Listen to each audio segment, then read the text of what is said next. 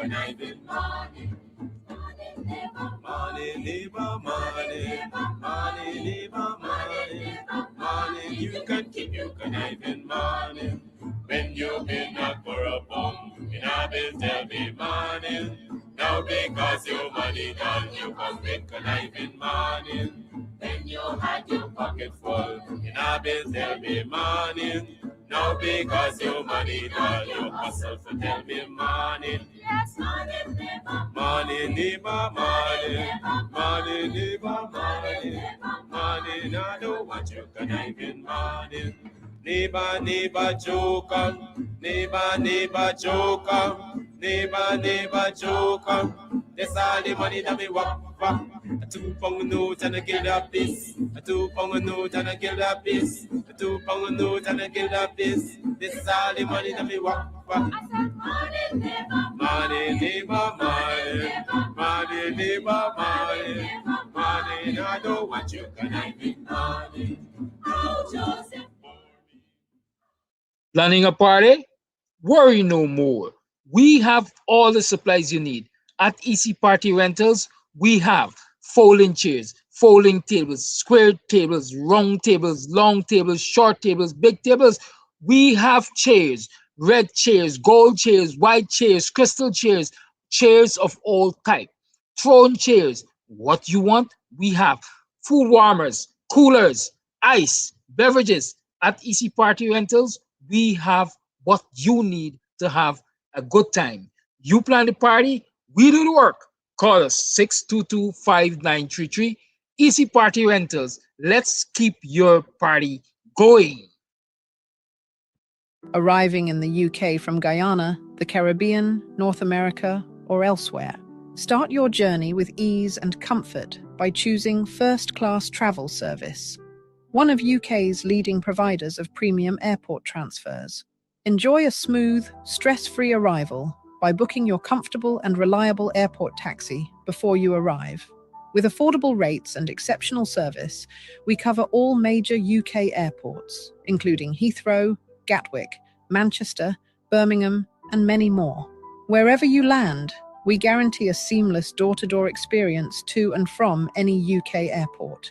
For your peace of mind, all our drivers are fully DBS checked and cleared, ensuring a safe and trustworthy service from the moment you arrive. Our friendly staff will meet and greet you in the airport arrival hall, assist with your luggage, and escort you to one of our luxurious vehicles. So wait no longer. We're ready to look after you from the moment you arrive in the UK. You can contact us via email info@firstclasstravelservice.co.uk, office phone +4 4195 2287 176. WhatsApp +4 479 136 0576 5 or +4 479 009 50171. Or simply fill in our request, a quote form, at www.firstclasstravelservice.co.uk. Travel with confidence. Travel first class. Guyana and Guyanese, at home and abroad.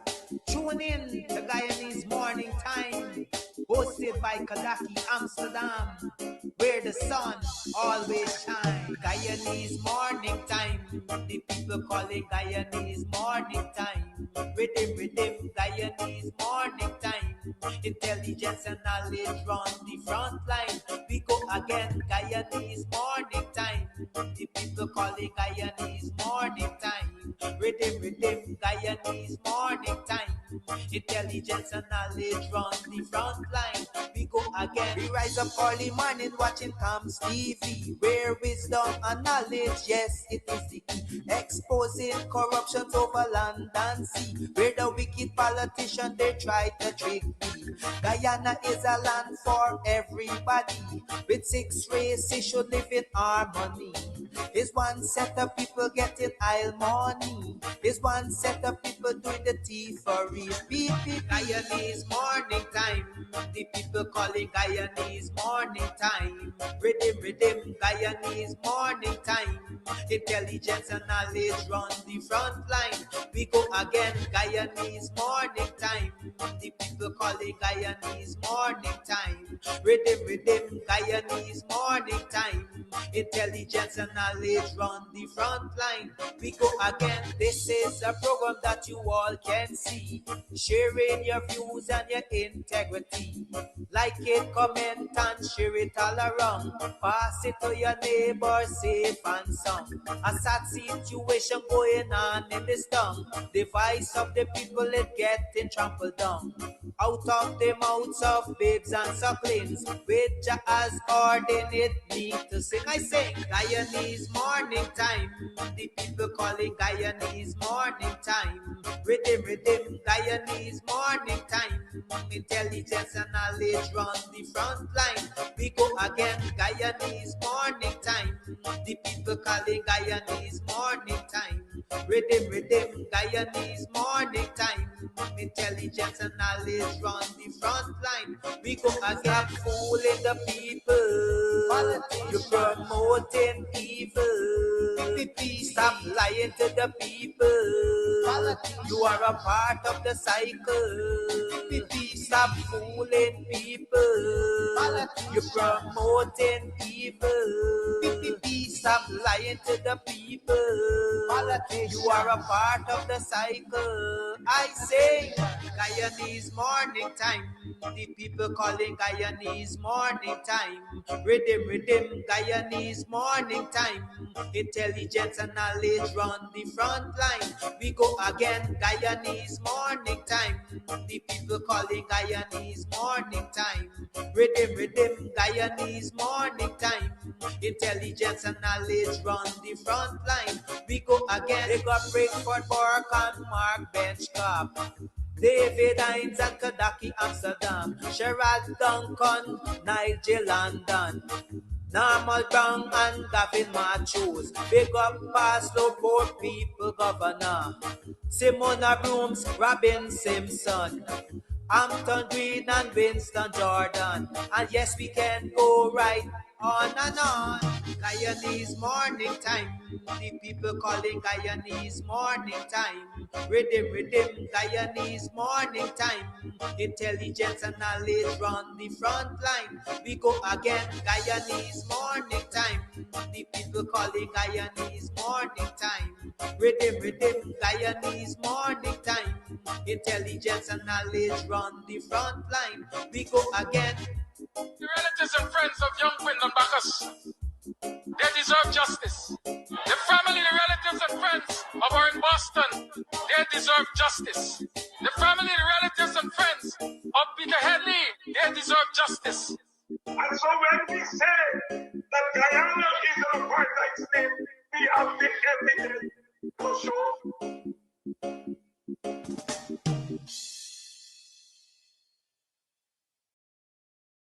You can get meat anywhere, but for the best cuts of chicken, beef, pork, mutton, and lots more, check out T&W Harris Butcher Shop located in the East Rheinveld Market Meat Section. Call us on 609-7168. T&W Harris Butcher Shop for the best in fresh cut meats and lots more.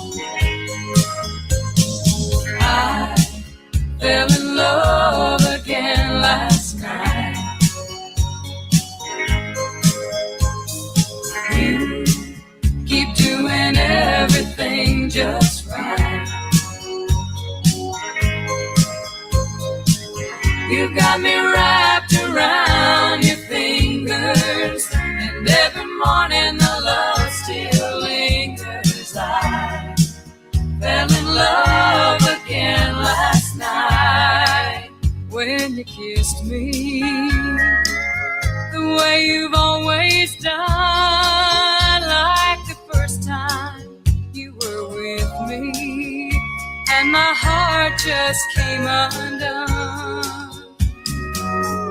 Lying here this morning, boy, I know you're still the one.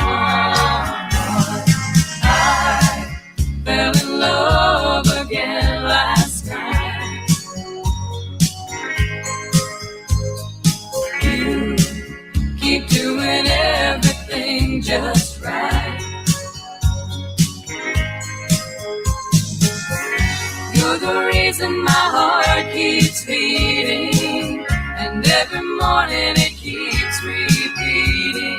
I fell in love again last night. We were talking about some future plans and how far we've come together since the night it all began. Then you reached out to touch me, and guess what happened then? I fell in love again last night. You keep doing everything just right. You're the reason my heart keeps beating. Every morning it keeps repeating. I fell in love again last night. In love again last night. I fell in love again last night.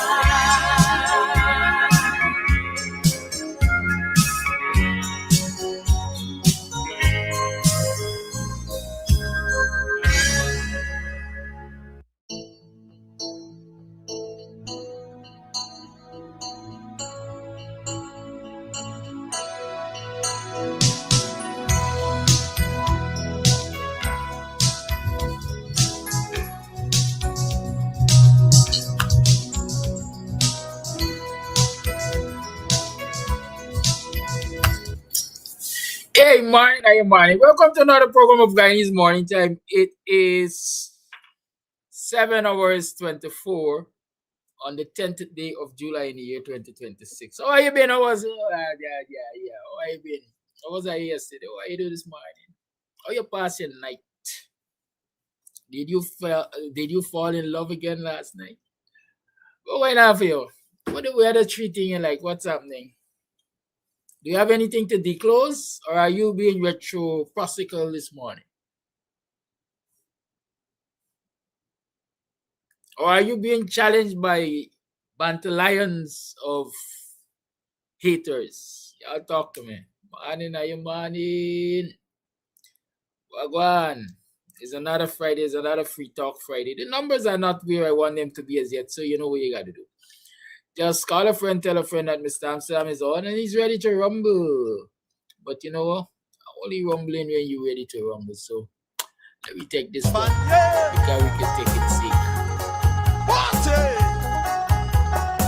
Saturday night, check it down. You know what's going on there? Time to go three-star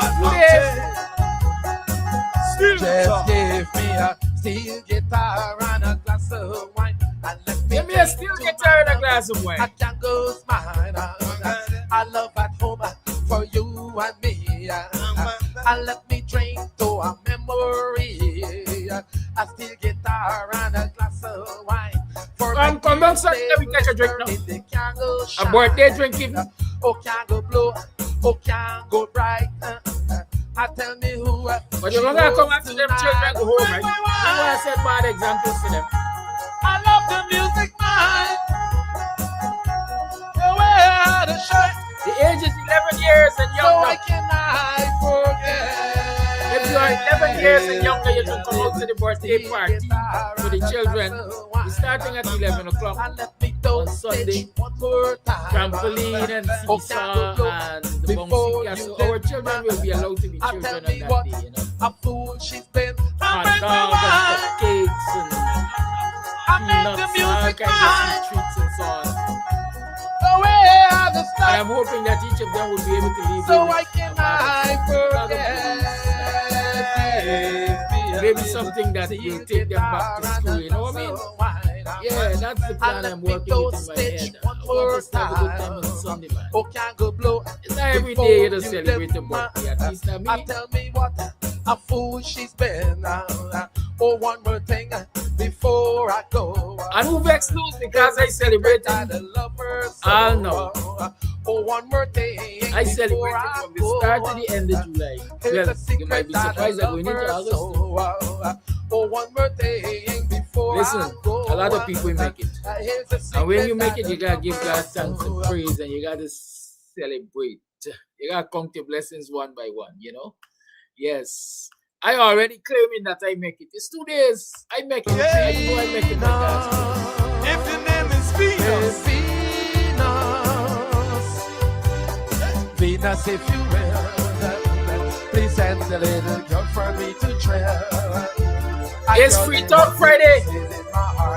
I go with all the charms on you. Let me tell you that Black is Beautiful pre-emancipation cultural evening takes place this July 31st. I love the That's Friday, July 31st at the Buxtonian top. The headline act is Mark Batson. Of course, there will be lots of African drumming, dances, stories, songs, poetry, and dances. Godless, The Buxtonian orchestra will be there, so you'll be there too. Show me the things I This year we're going to give awards to the best performing student for the Caribbean secondary examination. From the CX exam. So best performing student for CX will get an award. Best performing student for the National Grade 6 examinations will get an award. You will have a village elder's address. An address by a representative of groups in the village. how long that you yeah. And of course, you will come Show home me very happy. the things Because there will be I lots of food and drinks and will sale. be too great. Usual thing. Mixed meat, cook up, Venus, if you turkey, do, I promise that I always will be buns, true. I and give met her them. all the love I Yeah. had to give. You can I pre-order your promise stuff, you know. You can pre-order. You just gotta call me 6225933 and pre-order whatever you wish to have. Oh, Where is donkey? Where is cook up? Where is sorry? Where is Barbie? Where is spoon? Yes, or of course, mixed meat, cook up. All right, it's another Sound the Friday, prophet. and you still tuned to the Guyanese Morning Time. I am still your host. Call a friend, tell a friend that we are and we're doing well enough. You know, we don't want them to stress you out. Don't let them stress us out. All those who claim to be good citizens, tell them we ain't taking the stress, man. Yes, it's Friday. It's the 10th of July. And that means it's 2 days before I get a little older. I don't mind being old, you know. I don't know why you're running from old age. Do you think I am? All the ladies, You think I can go on seeing him? yeah. Darling, after we had made our plan, you said I'd be your number one man. What kind of fool Do you think I do you think I am, Do you baby? am? Think I am? Oh, What kind of fool did you think I'll be? get them out. You said you really, really love me. Darling, you wrong all over Bye. town. You built me up and then you let me down. What kind of fool Do you think I am? do you think I am, Do you baby? think I am? I won't be your second choice. I've gotta be your number one, or I ain't gonna love you at Big all. man John Marblet. Run a bit my Uncle Terry in the house, yeah. All the ladies. Pick it up. Darling, you wrong all over town. You build me up and then you let me down. What kind of fool Do you think I am? do you think I am, Do you baby? think I am? Darling, you can think Do that. you think I am? Darling, I'm the fool Do you now. think I am? What kind of fool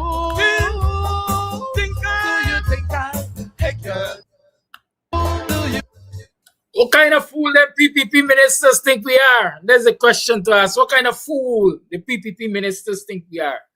Those people are declothing their assets to the Integrity Commission that has no integrity. Hi, Oladoy. Or it could be integrity when it ain't got integrity, y'all tell me. Huh? Oh, shoots. Ah, boy. Or you could be trying the devil's case in hell and expect that you can get a favorable result. Y'all talk to me. It's Friday's Free Talk Friday. 6225933 is the number we're going to be using. So call a friend, tell a friend that we out here and we're ready to rumble. Right? We out here and we're ready to rumble. Y'all got anybody coming home for the holidays? For the August vacation season period? Some people call it for the summer. Y'all got anybody coming home for the summer? If you got anybody coming home for the summer, remember first class. Yes, first class. They're doing airport pickups and so on for you. Listen. Arriving in the UK from Guyana, the Caribbean, North America, or elsewhere. Start your journey with ease and comfort by choosing first-class travel service, one of UK's leading providers of premium airport transfers.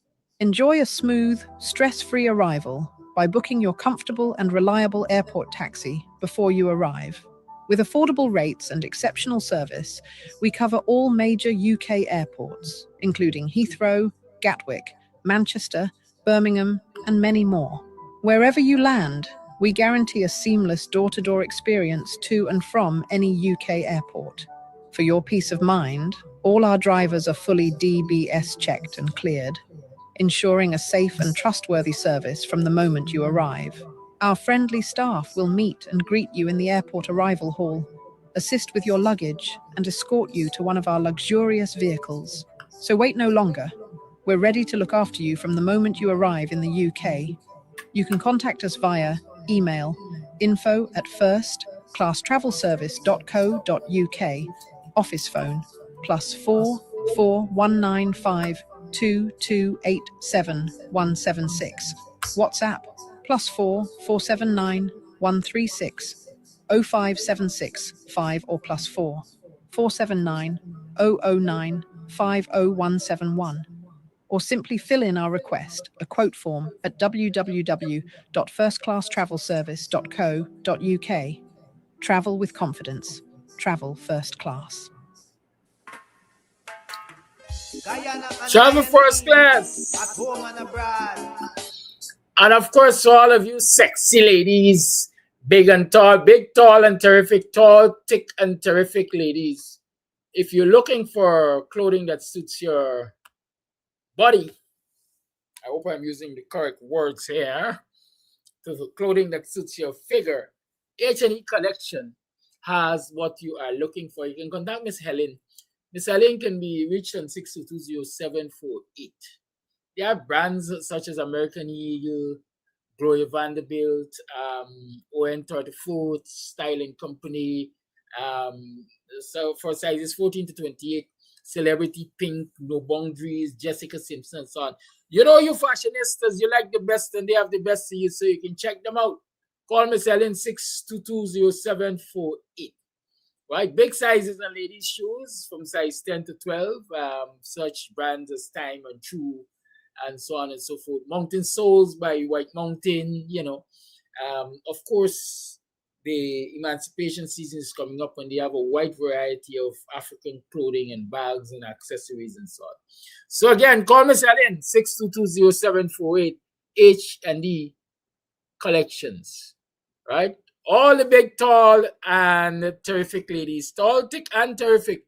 Check out H&E Collections. Contact Miss Helen, 6220748, and stop stressing yourself. Don't settle for the bare minimum when H&E Collection has the best brands and styles for you. Okay? Good. We are no kind of fool, so when they're asking what kind of fool they think we are no kind of fool. We know what they're doing. If it was we talk, it's 21 trucks that are coming from Brazil, you know. 21 trucks coming from Brazil. I know you want to know what they need trucks. Hi. I'm gonna see what they in them trucks just now. We're gonna talk about what they in them trucks. In the meantime, between time, Until the He took 100 pounds of play.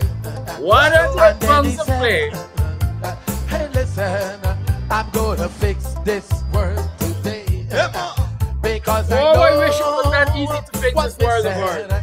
Or this country more in particular. Six leaves up, and a brand new world began.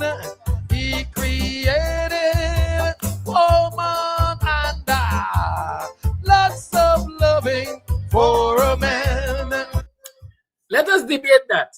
When God created woman, was it lots of loving for men or lots of stress? Oh, Lado, we just 100 pounds of play created woman and lots of loving or stress for man. And whoa, yes, Whoa. he did. Beyond With man. just 100 pounds of Who makes lose? He make my life worth living, and I will thank him every day. All a friend tell a friend beyond. I'm taking it light right now, but we have some big things to talk about. Every night for the arms that are holding Let me see the tight. numbers shifting upward, man. We are doing this Friday morning. This is Always, Good Friday morning. just for Has to be a Good Friday because, you know, play. a Friday like Yes, this, he did. Oh, yes, he those did. Amsterdam was in the hole in your belly. Now can't you just see You it? got oh, yeah, Amsterdam. Round and round. Take it, So you put in there, man. You got oh, doing just what there's my own should kick, kick, do. kick me belly, kick, To kick me make belly. living dreams You that doing couple days straight. always makes things You know, ensure that I know and a you brand that you new look like world a began. Hey. And he is always just for a Just, that's why you have to go one more time. And whoa, yes he did. With just 100 pounds of play. You know, People, let me tell you I drove what a he car and did. I called With no call and just people pick it. 100 pounds of play. And since people pick my car, on the lane, they're too good now. It's trouble you're looking for. Which man can do without woman? Yeah, give me a damn chance here. Which man can do without woman? Listen, this a man is a social being, include meaning all mankind. Mankind is a social being. Beatrice, my birthday is on Sunday. Sunday is my birthday, but I usually celebrate my birthday for a whole month in case you know. So on Sunday, I'll be entertaining the youths, the children from 0 to age 11. And I'll, you know, entertain them. They will get to play on the trampoline and bouncy castle and seesaw. Well, last year, I see children playing on seesaw. And last year, I see children playing on seesaw. We're going to play some musical chairs. You know, I love to see children being children. I really, really love to see children being children. It is what fills my heart with joy when children can be children. In this society of so much wickedness and cruelty, it breaks the heart when, you know, children are treated unfairly, when children are abused and stuff like that. And so I want to be an alternative to abuse and unfair treatment of children. And so every time this opportunity comes around my birthday and so on, I take it to give the children a treat and so on. Not that I don't treat children fairly throughout the year. Every opportunity I get to, you know, impact the life of a child positively, I do that. I do that. Okay, good. And so you can join me in doing that. You can join me in doing that. As a matter of fact, as I'm talking about join me in doing that, I you know, the Kamsami, I like involve you all in everything. The Black is Beautiful Pre-Emancipation Cultural Evening, which is the annual event held in Buxton on the night of July 31st. This year, well, every year I consider myself an integral part of what happens there. Those who are close to me and those who are close to the process will really and truly be able to make the pronouncement of how integral I am to what happens there on the night of the 31st. But this year I've taken an initiative to do some things differently. Do some things differently. This year, I want to be upfront. Every year, you always get to see the program because I'm behind the camera and so on. And I'm the logistics man and technical man and everything. So every year, you get to enjoy your program, but you won't see Mr. Amsterdam is in other portfolios, if I can call it that. And I'm multi-talented. I do a lot of things. And so this year, I'm hoping that you'll get to see me a bit on stage. But most importantly, this year, I want us to return to the time when we honor our children, return to the time when we encourage our children. There was a time in the time of the Social Development Council, Buxton had a Social Development Council, the SDC, Buxton Friendship Social Development Council, right? And we had Simbox, Community for the Improvement of Buxton. Simbox, Community for the Improvement of Buxton. And those two organizations in the past used to support the community activities. And so the cultural evening hosted by the 1st of August movement, Buxton and other social and cultural organizations in the community used to benefit because they used to contribute, not to cover the entire bill, but they used to contribute substantial sums to assist in the coverage of the bill. But of course, as time goes by, we see change is the only constant. Things have changed. I don't think Simbox is as active as it used to be in those days. The SDC certainly disappeared as far as I know. And so the 1st of August movement is there again. Over the years, it has been there doing what it can do as much as it can do with the little that it has. And we used to get some assistance from the government of Guyana through the Ministry of Youth, Sports and Culture. And I think the year before last, which would have been what, 2024, some year before, they wanted Mark Phillips to come and speak on the stage, and we said no way. Mark Phillips could come to the event. He's welcome. He's Guyanese. He's Guyanese. He's of African descent. He's a Prime Minister of Guyana. He could come, but we don't want him to talk on our stage.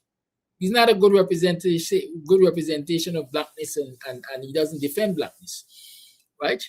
And so I'll tell you plain and straight, I was one of those persons who opposed Mark Phillips coming and talk on our stage. Anyways, because we didn't allow Mark Phillips to come and talk on the stage, the government refused to give us the little, assistance they used to give. And so they didn't give us that money that year. Last year, they didn't give us any money. I don't anticipate this year they will give us any money because we are proud people here. If we recognize that you're going to discriminate us, we ain't going to even come to your door for you to discriminate us. So usually you have to send in your program to the Ministry of Youth, Sports and Culture to see what you intend to do and what the budget is, and they will send you some money, right? They will allocate some money for you. For the last 2 years, as far as I remember, we have not done that. And we're not likely to do it this year. And so we usually fund this thing from other sources, however else we can do it. Good. And so a lot of things were cut out from it over the years because of the paucity or scarcity of funds. And I remember we used to award our students for outstanding academic performances. And we have not done that for quite a while. And so this year I've decided that our best performing student at CXC will be awarded. And so if you know anybody who has written CXC, encourage them as soon as they get the results to send it to me, so that we can assess who is the best performing student for the community, and we can award them. Likewise, at the National Grade 6 examinations, we're going back to awarding the best performing student for the National Grade 6 examinations. And so again, National Grade 6 examination results are due out today, according to my understanding. One of my teacher girlfriends told me that. Morning, Teacher Yolanda. Right? Good. So Teacher Yolanda is some Friendship Primary, the school that I went to, and I gave them the sports stuff and so on. The children, at least one child I met someplace the other day, and he recognized me. He said, Mr. Amsterdam, and so on and so on. I said, why you know me? You know, Justice. And he said, yes, you were at our school and you brought us balls and so on and so on and so forth. Yes. So I asked him, I say, y'all just play with them things? Say, yes, sir, we do play with them and so on. So I know that those things are being used. The children are having a good time with them. The basketballs, the basketball rings will be erected before they get out to school for the new term. So they're not only going to be bouncing the basketball, they will be learning how to throw it into the ring and so on and so forth. How to dunk and all of that, who knows? You never know what stars we're going to be creating there. Yes, but let me stick to the story. So my intention is to award the best performing CXC student and the best performing National Grade 6 assessment student. Previously, we did give out scholarships to University of Guyana students and so on, but university education is free now. Possibility is we might push it, if not this year, next year, to award the, I don't know, you make that determination, best graduating University of Guyana student, right? Maybe we'll have to take one from each faculty. I wonder how many faculties there are. We have to look at that and plan for that. Good. But I'm telling you all of that to say, hey, come on board with me, partner with me, boxing people, especially on this program. Y'all hit me up and ask how you can contribute so we can give these children meaningful awards. Meaningful awards. The child who is the best performing student coming out of CSEC might want to go to grades, might want to go to sixth form. And so sixth form requires a lot of support. Definitely, I think devices might be good, whether it is a laptop computer or whether it is a tablet. For both categories, quite frankly. Because in this digital age, those are part of your tools of learning, right? And so I'm saying if you can partner with me, I would welcome that partnership. Let us give them things that they can really look back and say, well, yeah, this is the reward I got for good work. And so I will continue to put out good work so I can get better rewards, right? That's what I'm thinking. We need to encourage it. Good. So I'm inviting all you boxing people to use the wheelbarrow principle and let us put our jills together and really reward our youths. Because we gotta cherish young people. We gotta cherish young people. Just over the last 28 to 30, 24 to 36 hours, we have heard of the death of two relatively young Buxtonians, I want to say. Two young men killed on the Vigilance Railway line area there by a ride-by shooter or ride-by shooters, right? Gunshots ring out, and two of them dead. One was only 22 years old. He didn't even start live yet, as some people would say. But that's not what I want to discuss. I don't know the circumstances of their demise. I just know that somebody drive by and shoot them on motorcycles and so on and so forth. What I'm concerned about is our young people's lives are so endangered. When I see things like that, I usually say, you know, as parents, we have a duty. We have a duty. It is our duty to protect our children. And when I say our duty to protect our children, that protection has to start with us being good parents. It has to start with us being good parents, regardless of all the stress that we as adults will go through. The man big your belly and he go and he left the picnic in your womb, and you got to struggle. You got to beg sometimes. Sometimes you got to demean your very self to provide for that child in and out of the womb and so on and so forth. It's stress. It frustrates you.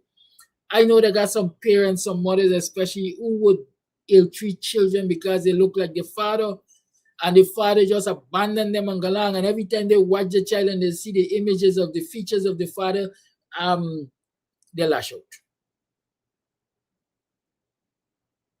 I know some fathers who are single parent because the mother fed up with the nonsense and they abandon the whole family and gone.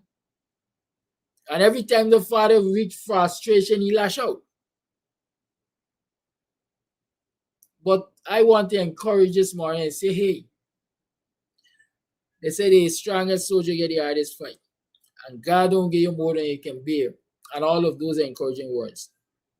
I want you to really and truly recognize the value of that child. The fact that you carry that child for 9 months or 7 months, whatever the period is, should be encouragement enough for you to do the best that you can do to protect that child and ensure that that child lives to a ripe old age. And that protection starts from within the womb. You don't drink rum, you don't smoke cigarettes, you don't take dope, you don't engage in drugs and all those kind of things while the child is in your womb, because you want a healthy baby. Once that child is born, you want to provide proper nourishment for that child's development.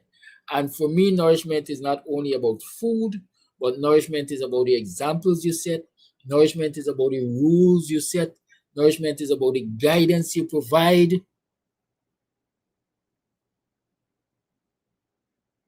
And if we take that approach to parenting, I think we will save our children. A lot of us wait until it is too late. Old people say a stitch in time saves 9. Don't wait for your children to follow bad company to try to stop them from following bad company. Don't wait until your children become deviants to try to stop them from being deviants. Take preventative measures or preventive measures, right? Preventative care.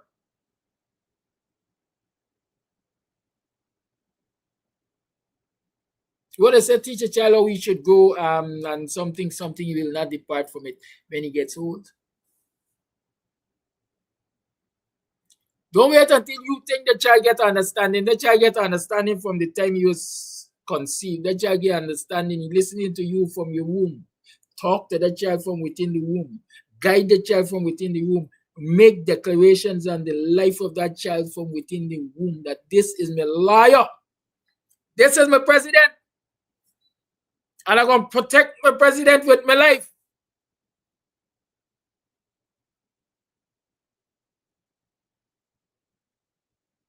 And so when you make those determinations, you take positive steps to protect the life of your child.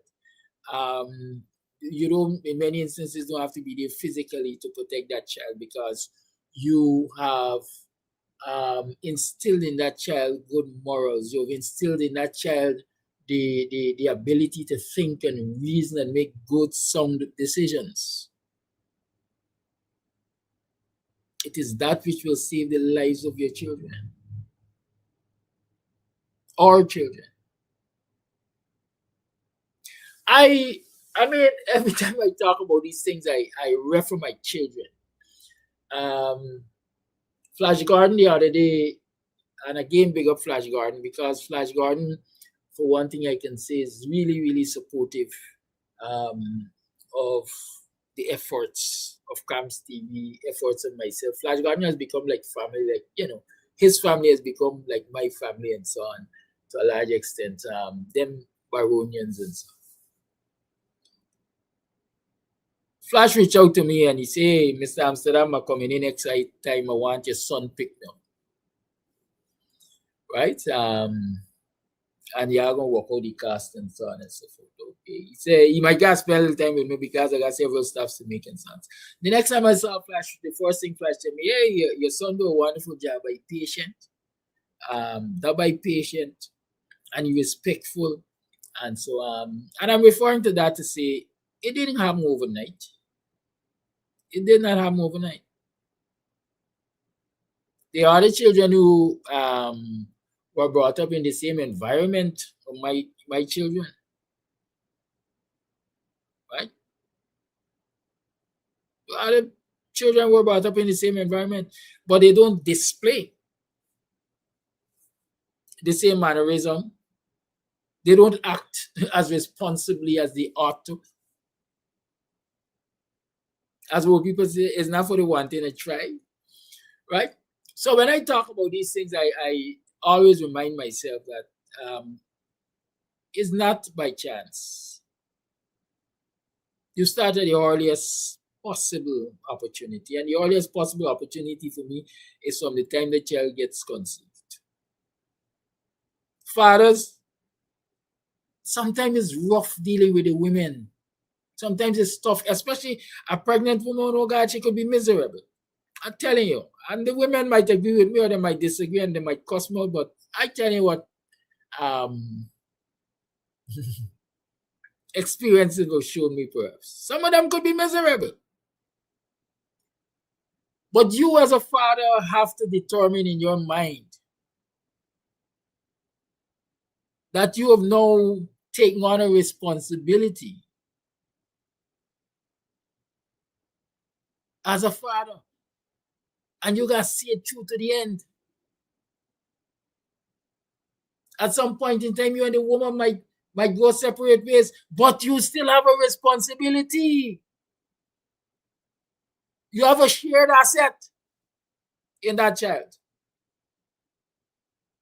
And I'm saying shared asset because no children is burden and no children is liability. Children are assets. Regardless of how you look at it, children are assets. The value you get out of those assets is dependent on the value that you put in.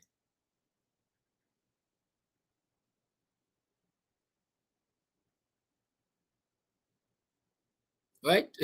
I smile again because the other day, a friend that or a business acquaintance that we were doing some business and we ran into a financial snag. Right? Three persons. Right? Including me. We ran into a financial snag. And everybody busting their brain basically. How are we going to deal with this here, man? The second person is known to me and I know the second person. As a matter of fact, the second person and we are friends. Right?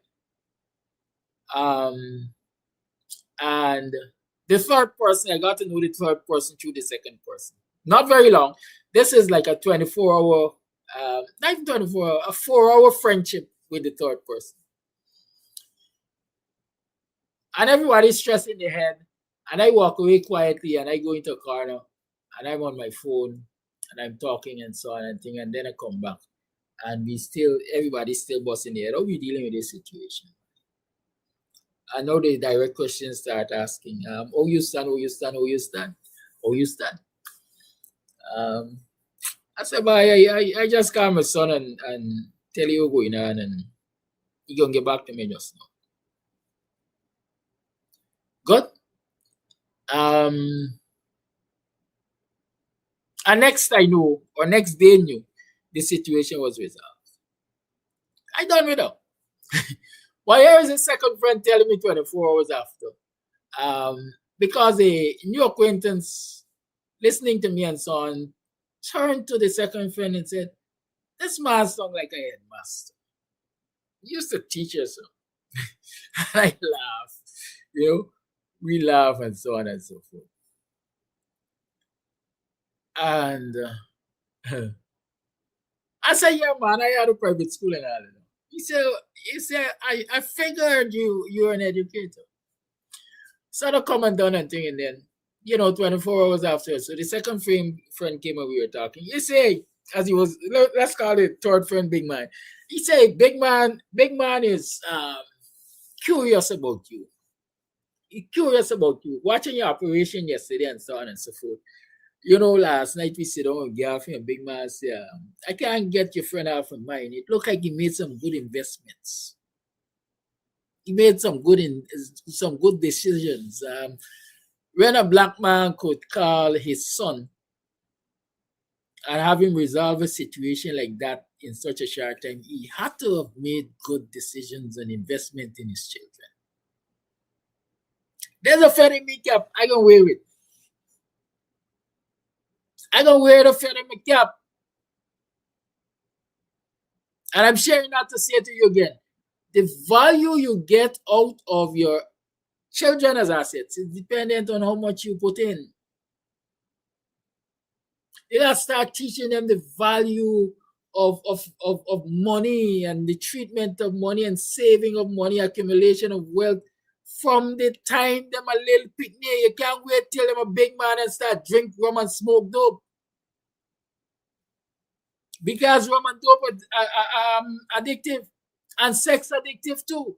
And so you can't wait until your children, despite the fact they're minors, they start engaging in sexual activities and things to try to pull them back and say, hey, you're too young for this thing, partner. You got to set foundation. Otherwise, this thing gonna destroy you.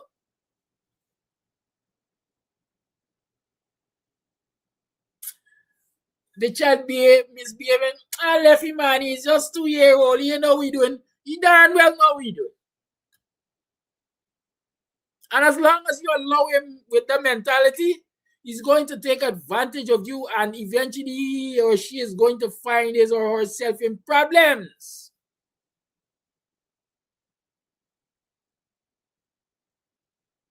So we as parents, we have to save our children. We have to save our children.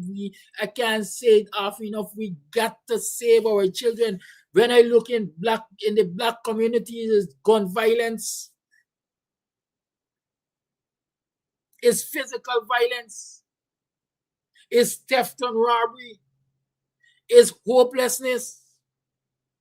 Yes, we got a government that is as oppressive as hell when it comes to black communities. I say other communities are not oppressive, but I see myself in this instance as speaking to black people. You gotta listen. The government is oppressive as hell to us. And once we can acknowledge and accept that they are oppressive to us, we have to find countermeasures to that oppression. And we can't wait until it's too late. What is the countermeasure to the oppression of the PPP government? Good homeschooling, good socialization, empowering our children to resist filthy lucre, encouraging our children to resist the temptation of getting into illegalities, empowering our children to resist certain company. Or people say, show me a company and tell you who you are. It might sound like a joke. In your mind, you might not be that which your company represents. But in the eyes of others, because you are in that company, you are just that. Or worse yet, even if they don't see you in that as that company which you keep, you might simply be at the wrong place at the wrong time, as people like to say. Because if there's your company, if your company is badness and your company is craziness, and you enjoy this session among these crazy people, and you're there among them, and craziness go down, you're going to be a victim of craziness. You're going to be a victim of craziness. Oh, my son is a good boy. He's a hardworking boy. He's a school boy. He's a church boy. He's a this, he's a that. He's a loving child. But those skeks, man, you got him hanging out with the scripts. And you know it's share more than mayhem. The script's gonna attract. So why you holding your head and ball now when shit happens? And I'm not addressing anybody specific. I'm giving you the general scenario.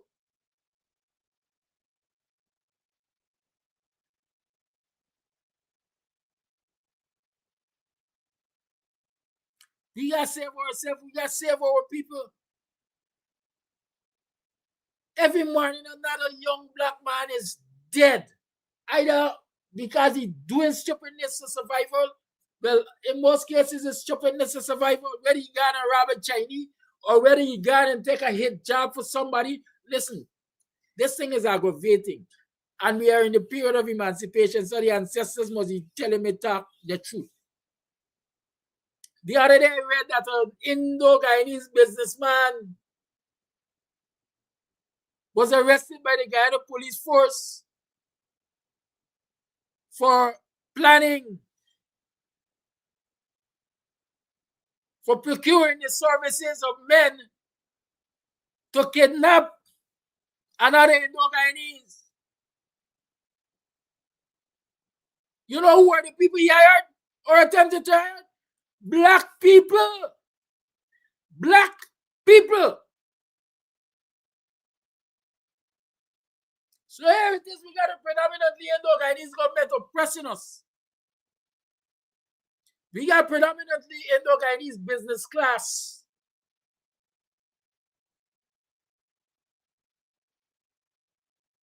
Taking advantage of the fact that we are oppressed by hiring us, making us guns to hire. Go and kidnap the man and carry to Linden. You hear the Kaini? A predominantly Afro-Guyanese community, carry to Linden. $45 million, I think, is the ransom. And so if you pay the ransom and we decide you're going to have to be murdered, you're going to be murdered in a black community. And if the chips fall where they may and they find the killers, they're going to find these black people kill them. But they ain't going to find that the intellectual author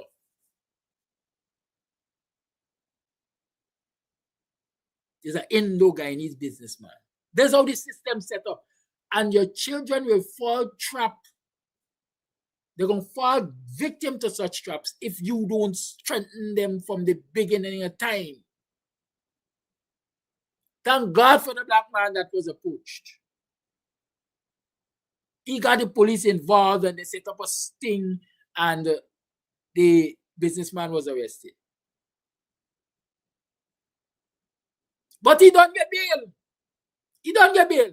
Imagine if the black man was caught in the act of attempting to kidnap the other Kuli man. I wonder if he had money for Bailey. I wonder if his family had money for Bailey. I wonder if his family had big money for take big lawyers. The type that could secure bail so quickly for that Kuli businessman. These are conversations we have to have in our homes and in our communities. We got to save our children. Someone choose badness, no doubt. But if they know when they choose badness, the family going to isolate them because they're endangering the family, they're going to think twice about choosing badness. We like say you make picnic and I make their mind, but you can shape their minds. You can shape their minds.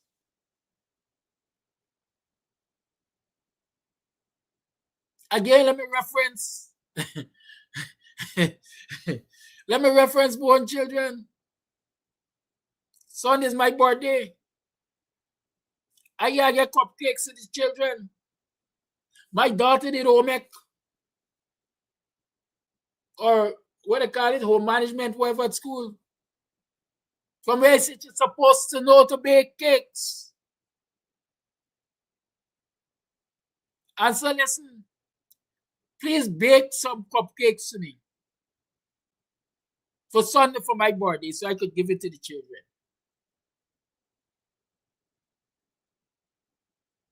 But I never really bake cupcakes, you know. I don't care if you ever bake cupcakes. You're going to bake the cupcakes because I want you to bake it.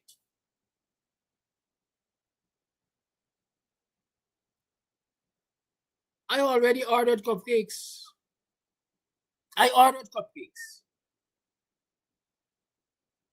So I got cupcakes that I ordered. But my daughter must be made to use a skill that she acquired at school. She must recognize that's a value she has.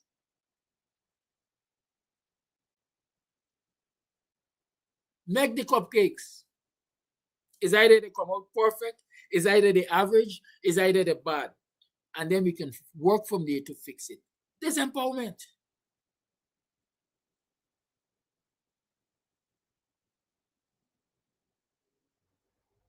With me encouraging her to utilize her skill and to develop her skill and so on, despite she want to be medical doctor also. Right? Despite this, the path she choose. I know there are lots of values in other things that she knows.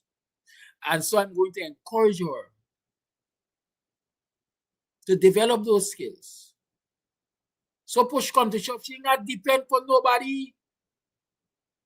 Even if she working in the government system as a medical personnel and the money ain't enough, she must know that she got skills that could get her side hustle. And if they bring in more than the government employment, she could tell them, go to hell. Y'all could keep your fancy title. I go in and use my skill and make a living. This is how we empower children.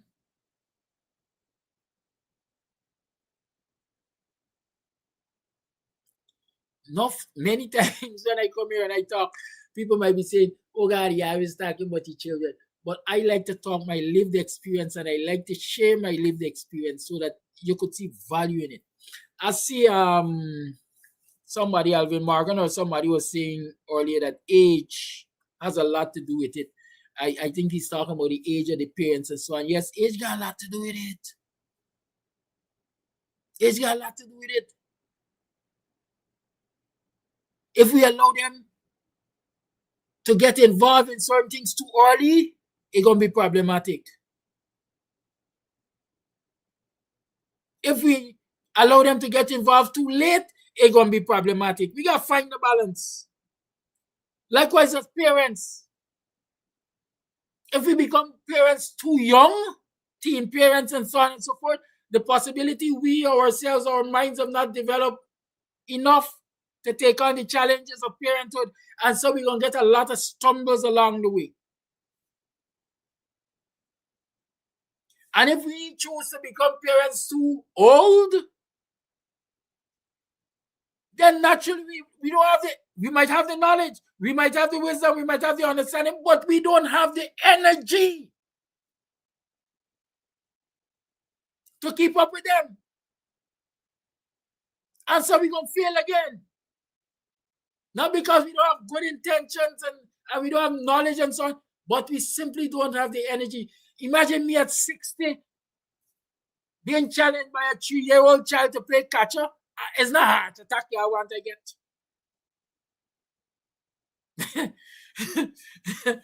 It's a heart attack you're setting me up for. Shortness of breath. Running, playing catcher with a 3-year-old is sheer energy. Or a 7-year-old, that is sheer energy. So I have to understand, then as much as I'm a man and I want to prove my manhood and my manliness and all of that, there's a time by which I gotta say,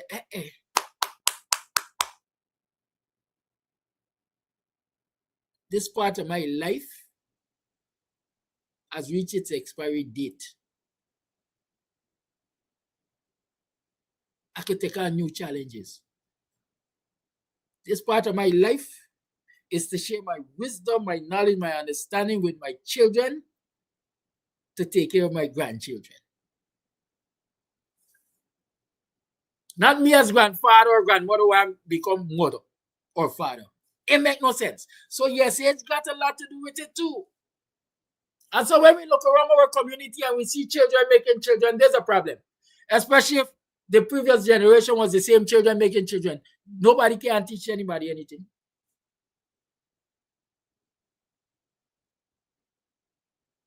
I grew up in a family where everybody smoked weed. And so I got smoke weed. I grew up in a family where everybody was dealer. And so I got be dealer. Nobody is changing our status quo. Nobody is rescuing the family.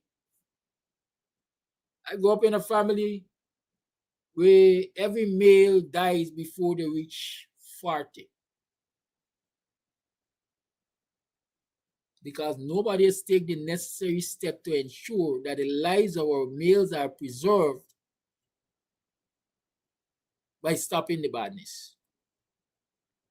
It's one thing I'm looking, when you look at the PPP, the mafia PPP is one thing I recognize. The mafia operates in a certain way. First and second and maybe third generation might be a set of criminals.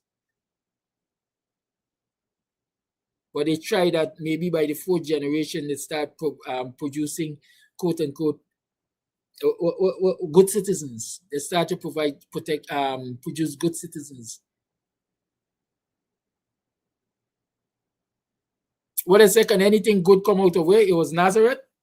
They start producing good citizens. The man that was a drug dealer now got a daughter that is a lawyer. Now got a son that is a doctor. And so when you see the face of the family, you see people in suit and tie, you see white collar people. But when you trace the family roots, you realize where it comes from. Nasty, stinking, dirty drugs and blood money.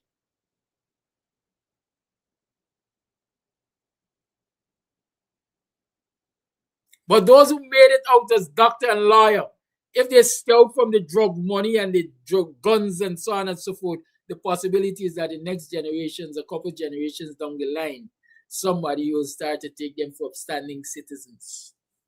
They might got a big dirty undercurrent going on.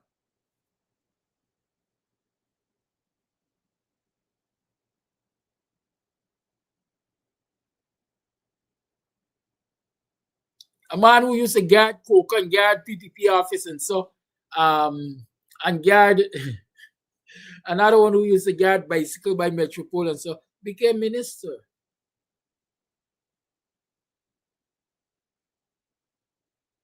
In most cases, you talk about them, nobody remembers that they used to guard bicycle by Metropole Cinema and they used to guard Coca and Freedom Oaks door in Borbis and was by a Jack Deere runner by, and so you don't remember that. The last you remember, this man is a minister, despite the fact that he can't say disclose.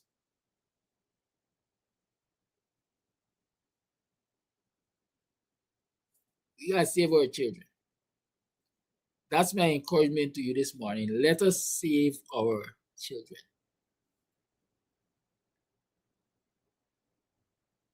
It takes a community still. It still takes a community. It still takes a village. As I'm encouraging you, all of you Buxtonians who on this program, don't think I forget what I'm telling you about. Put your jail and your bits together in the wheelbarrow principle and let us reward our success stories. Let us honor those children who will come out as best performing at CSEC and National Grade 6 and so on and so forth. Because when others recognize that there is a reward to be gotten for their hard work, they too are likely to work hard. And we're going to stop there. Like I said, Sunday for my birthday, I'm hoping that I can give them little packages to go home with, things that they could go back to school with. They're getting a little support mechanism. They get a little encouragement. Let us join our hearts and hands together and do that. And all those of you on the program, you might be Buxtonian, but you could take a page out of our book and start something in your neighborhood, start something in your community. You could call him Mr. Amsterdam. I will always support things like that. My politics is different, you know. I keep telling you how my politics is different.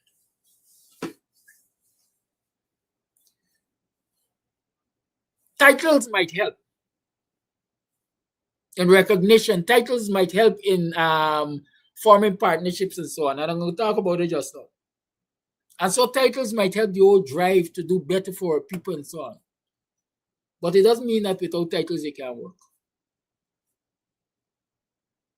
It doesn't mean that without titles it can't work. A lot of us work hard to get titles, and when we get titles, we forget why we do working. Because we get titles, and so we ain't got work no more. We don't get titles. Don't fall yourself in that trap. Right? Don't find yourself in that trap. Let us do the little that we can do to save our people. To save our people, to save our children. Let me do what we do. Call on me anytime because I just calling you. I call on you every time I need to call on you. So you can call on me, and you know that a lot of you know that you call on me and I respond.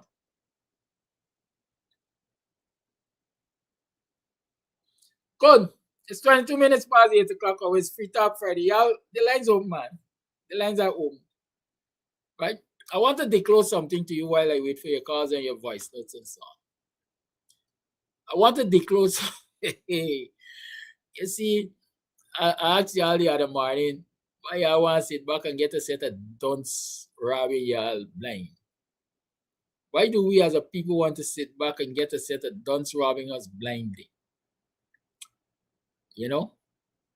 While the president is telling you that he has made disclosures to the Integrity Commission and so on and so forth, and his business is above board, of course, those of us know, who know, and those of us who do research and so on will tell you that it appears as though the man gave himself 130 acres of land.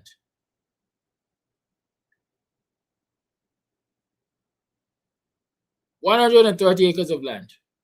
Because if they're saying the ranch is 150 acres, there's records showing that a previous president gave him 20 acres of land when everybody else was getting 10 acres. Right? When everybody else was getting 10 acres, he got 30 acres. He got 20 acres. No contestation there. But as the investigations proceeded, they came to realize that the additional 130 acres had to come from somewhere. And it definitely didn't come from any other president, because the president is the one who signs off on leases and so on from the China Lands and Survey Commission. State leases and so on is the remit, I think, of the president. And so the only other president after he got the 20 acres was himself. And so it's only he could have given himself 130 acres. So while telling people that he made disclosures and so on to the Integrity Commission, the question is, did he disclose to them that he awarded himself 130 additional acres of land? No, he didn't. And so I'm asking for this disclosure. I'm asking the Minister of Agriculture, Zulfikar Mustafa, and I'm asking what customs and all of them. I'm asking them for an explanation of this photo that I have here. This photo is a truck that is coming from Brazil. I was told that this is the Europocari crossing or something like that. Europocari crossing, is that the correct name? Europocari crossing. 21 such trucks crossed last evening. 21 such trucks crossed last evening. It is verified that 10 of them had live cattle. We know what have been in the others. 10 of them had live cattle, attacking cows, heifers, and bulls. Right? So we want a disclosure from the Minister of Agriculture. What was being transported in these 21 trucks through the Europocari crossing? We know that 10 of them had live cows and heifers, bulls and heifers inside. What did they have in the others? And who authorized such importation of live cattle, etc.?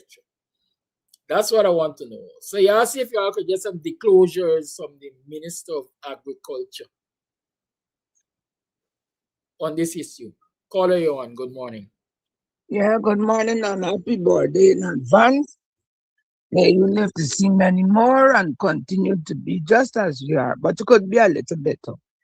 Anyway, with that big story that is now unfolding, I could remember, I think it was late last year when a Kuli woman they get up and talk about the goings on. I think it was Silicon City, where she put out in the public about the kidnapping and raping of people, women at the place and murdering.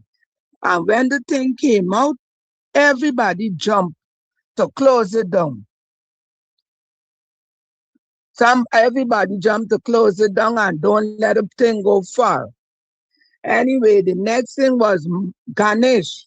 When Ganesh went to let him, and he did that expose about the big farm and the Region 9 REO that has not been dismissed by Moonshine. I wonder if he's one of the cattle ranchers or farmers associated with the president. Now then this big settle land and all kind of thing.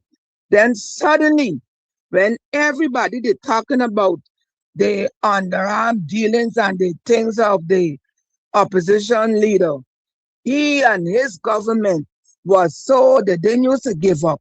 Now suddenly the other day, they could collect this man, the guard, in connection with the murder of paper shirts.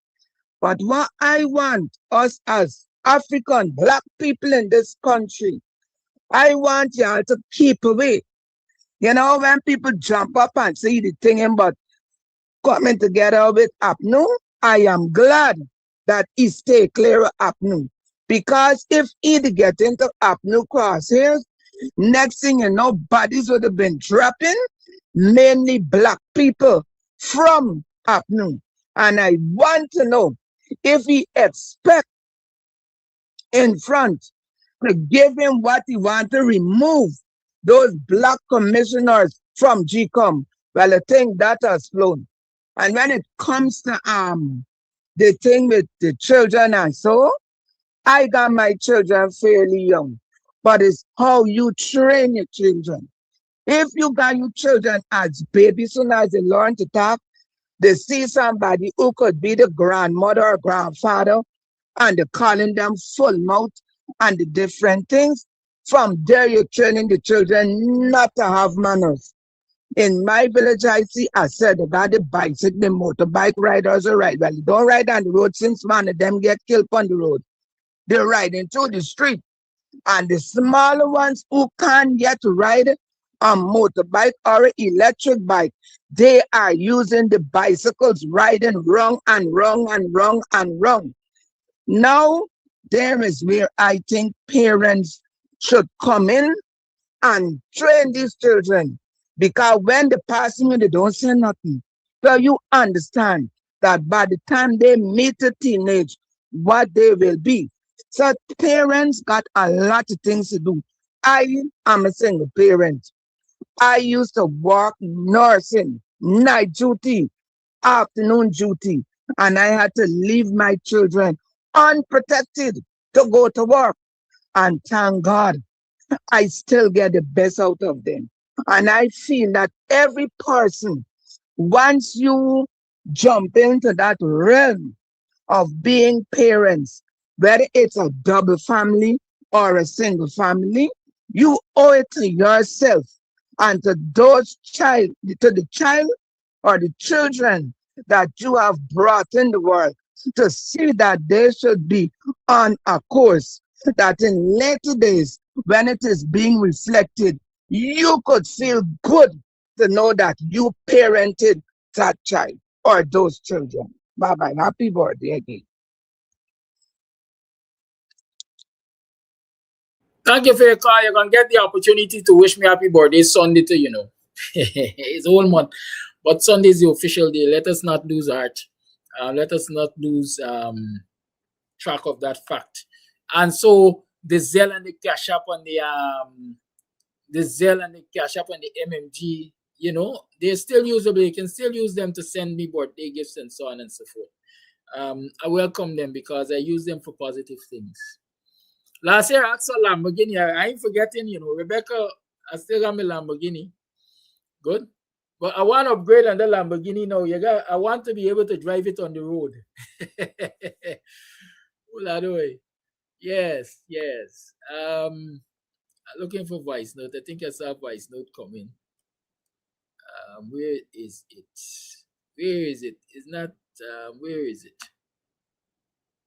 Oh, here it is.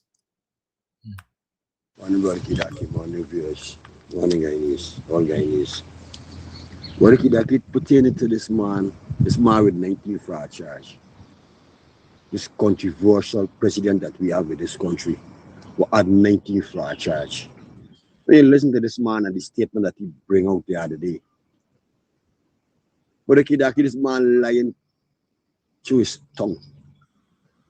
We can see the guilt surround this man. You can only find words and find word in a proper way. Come on, Guyanese people. This man is a thief. This man is a thief. He's a rip-off to this country. You can recall this man was charged at 19 fraud charge and more was added on his 19 fraud charge. Come on, man. Come on, man. Nothing that this man is saying that will no Guyanese in the right sense should believe what this man is saying. You understand me? These people are thieving out everything out of Guyana. These people are stinking rich, as I say, stinking rich. They're fighting to see who will be the richest minister. And Jagion here fighting to see who will be the richest president of this cooperative Republic of Guyana. That is what these people doing to Guyanese. That's what these people doing. You see, they're going and make deals all over the world. They're bringing in people. They're making back-end deals. They're going and make deals with these people to sell out all the biggest lands in this country. Come on, guys, we gotta wake up. Wake up, big up to the guy from London. Big up. Others should join him and go and take land on London Highway. Take it. We can watch how much acre of land he have. This man is a liar, and a liar is a thief. Look how we sit down there. Sit down there to hardly find what he like a little school child. You can see the guilt printing all over his face. Come on, buddy, guy, this is when we gonna wake up. When we gonna wake up? I used to respect Muslims in this country. I used to respect Muslims, but Muslims are one of the most deceitful people we have around us. Look how them stinking rich. Look at the Muslim in this country since that man going power. All the Muslims, them, you look at them. You look how stinking rich they're rich. You know, man. This man is a thief. This man is a blatant thief. He's a blatant liar, a blatant thief. Come on, buddy. Everything this man do at a lie detector test, he gone for channel. He gone for channel. Anything we do that lie detector test.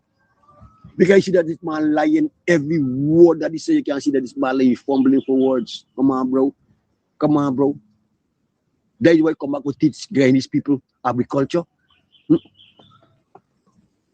That is what you come back to do. Come on, man. You're wasting time. You are a thief and you will always remain as a thief until you get jail. And your viewers, y'all have a blessed day. Thank you for that voice note. 622-5933 is the number to call. Excellent show. With just 100 pounds of play. What kind of fool do you think I am? All the ladies. You think I can go on seeing him? Yeah. Darling, after we had made our plans, you said I'd be your number one man. What kind of fool do you think I am? Do you think I am, baby? Think I am.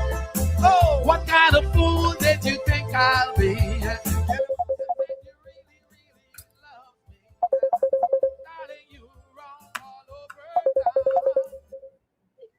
Leon, good morning.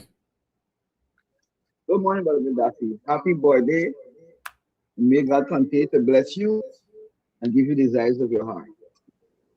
In connection with the president, our president, and this scandal, he's claimed that he's being blackmailed. Where is the police? If I am being blackmailed, the police has to investigate my matter. That's the first thing he's supposed to do. Not come on public, come to the public yesterday with a sad story. If Muhammad is blackmailing him, as he says, call the police. Let the police investigate Mr. Muhammad, and come up with the truth of the matter, as he's claiming he's being blackmailed. You understand? He ain't got to come out and try to convince John public that he is innocent. There are laws in Guyana. Let the law take its course. Who is he trying to convince? And he said that everybody knew about this farm. Who everybody? Who everybody? The masses in Guyana knew about that farm before the couple days ago. Who knew about that before? Except him and the people around him. It's time this arrogance that this president possesses. It's time he stops with this arrogance. Or as his friend Mr. Jardine said, Guyana got such stupid people. And he's trying to prove to some people, because not all of us, that we're that stupid and that gullible to believe what he's saying. He's not selling, he can't sell a good soul. He's not a good salesman. He's not a good salesman. He doesn't have any respect. He doesn't have any respect for Guyanese people. He thinks all of us are dunces. You understand? He thinks all of us are dunces. Because if you had that, and you had the right way, legal way, everything is in order. You don't have to come out and try to sell nothing to anybody. Bring your proof out. Bring your proof out in the public and let people see it. And that will clear your name automatically because you'll put your chips on the table. Put your chips on the table, it's not concern. Everybody coming out, all the supporters come out and it's stammering and making themselves look stupid. Try to defend that man. Right? Right is right and wrong is wrong. If you got to stamp the right way, kudos to you. Kudos to you. You understand? But if you know that what you're doing is illegal, just sit down and stay quiet. Because you're just adding fuel to the fire. Because sooner or later, the truth has a way of coming out. You understand? The cream always rises to the top. If it come out today, it can come out tomorrow and come out sometime. And you will look shame. And all those who back you will look shame. Or y'all ain't got no shame anymore. You understand? It's ridiculous. A writing is a writing. I got people fighting for peace and land in Guyana. I know people 30 years, 35 years, who filed for land when fire was bare bush and haven't gotten a piece of land yet. Haven't gotten a piece of land yet. And you got 150, 80. You said Muhammad lied and less than 150. Well, bring proof to show he's less than 150. Bring all the deeds. So we could know whether Muhammad lied on that when it comes to that, to the amount he's lying. You understand? Bring out proof. You just can't come out and tell me Muhammad do this and Muhammad do that. Why didn't you guys charge him for all of that? You say he's involved in kidnapping, in gun running, in gold smuggling, whatever. Where's the Guyana police force? Where is the Guyana police force? If you know he was doing that all the time, why didn't you guys come out and say something? The same thing I'm saying about him. It had to take the sanctions for him to talk about what is going on with you. It's ridiculous. Right is right and wrong is wrong. Because I know had the shoe been on the other foot and that was the opposition, we would have been hearing a different story. What is good for the goose is good for the gander. You understand? If you had all this on Muhammad, that's how he claimed he got a set of stuff on you, he father else there for you, right? Stuff on you guys, bring out who you got on you. Don't just talk it. We as Americans, we like to bring the receipts. Bring the receipts that you have on him with all the stuff that he has done. Because we know he do stuff. We know. You understand? But you guys kept it covered because you guys are all together. No. That the ship is sinking, everybody trying to get a life jacket and suit. How to save themselves. Each his own right now. You understand? If what he's saying about you is not true,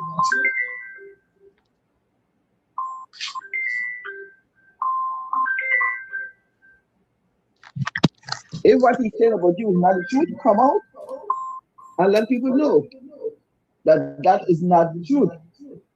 Don't beat around the bush and feel like you're dealing with a 2-year-old or 3-year-old, and I got some 3-year-old, 4-year-old now in this world. You can't tell that crap. Come out.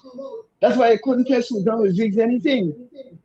When she said she go buy a property in New York, in Miami for $500,000 cash, and she's only at the time was only minister for 2 years or 3 years. You couldn't tell her anything because everybody hand is in the cookie jar. So you can't tell me what me when you're doing worse than me or doing just as well as I doing just as much as I'm doing. You can't tell me that. You can't tell me anything because you're doing that same because I'm looking at you and see you doing it. Why shouldn't I? That's human nature. Why shouldn't I? You understand? So I need the president to don't double check, don't double take as we say, right? And come to the front of the class and do the right thing. If your stuff is legal, sir, kudos to you. Kudos to you. As you said, you work hard and you whatever. They got so many loans because they want to know which bank lend you the kind of money with the salary that you had at that time. Which bank? Because we got the same kind of money. We can't go to the bank and get loans like we can't. On a $300,000 a month salary. So I would like to know which bank show us here and show the Guyanese people which banks we could go to and get those kind of loans to enhance ourselves and our generations to come. You understand? But I know what this is about. This is about that bill that you guys trying to pass in the next couple of weeks. Because the amount of staff that you got up there and the business that you have up there, you have to have money to maintain it. You have to keep getting money. And the easiest way for you to get that money is to bring that bill into taxpayers, which would pay your workers, your electricity bill, your water bill, your everything. I think that is the main aim of that business that you're doing, of that bill, to support your business that you have. Because as you're claiming, it's a lot of loans. You have a lot of loans. So I think that is the reason why that being brought up to the Guyanese people, and that's the reason why you do what you do. Have a good day. Thank you, caller. You build me up and then you let me down. What kind of fool? What kind of fool? Think Do you think? What kind of fool y'all think I am? Or what kind of fool you think I is? The PPP representative is calling. I was about to answer, but he hung up the phone. The must tell you don't bother this morning. Nevertheless, here we go.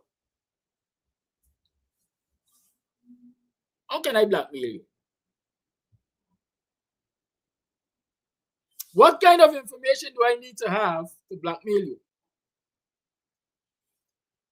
If I can blackmail you with information, it means that it's information that is not readily publicly available. Isn't that so?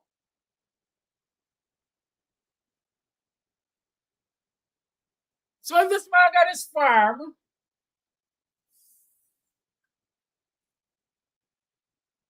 that everybody knows about,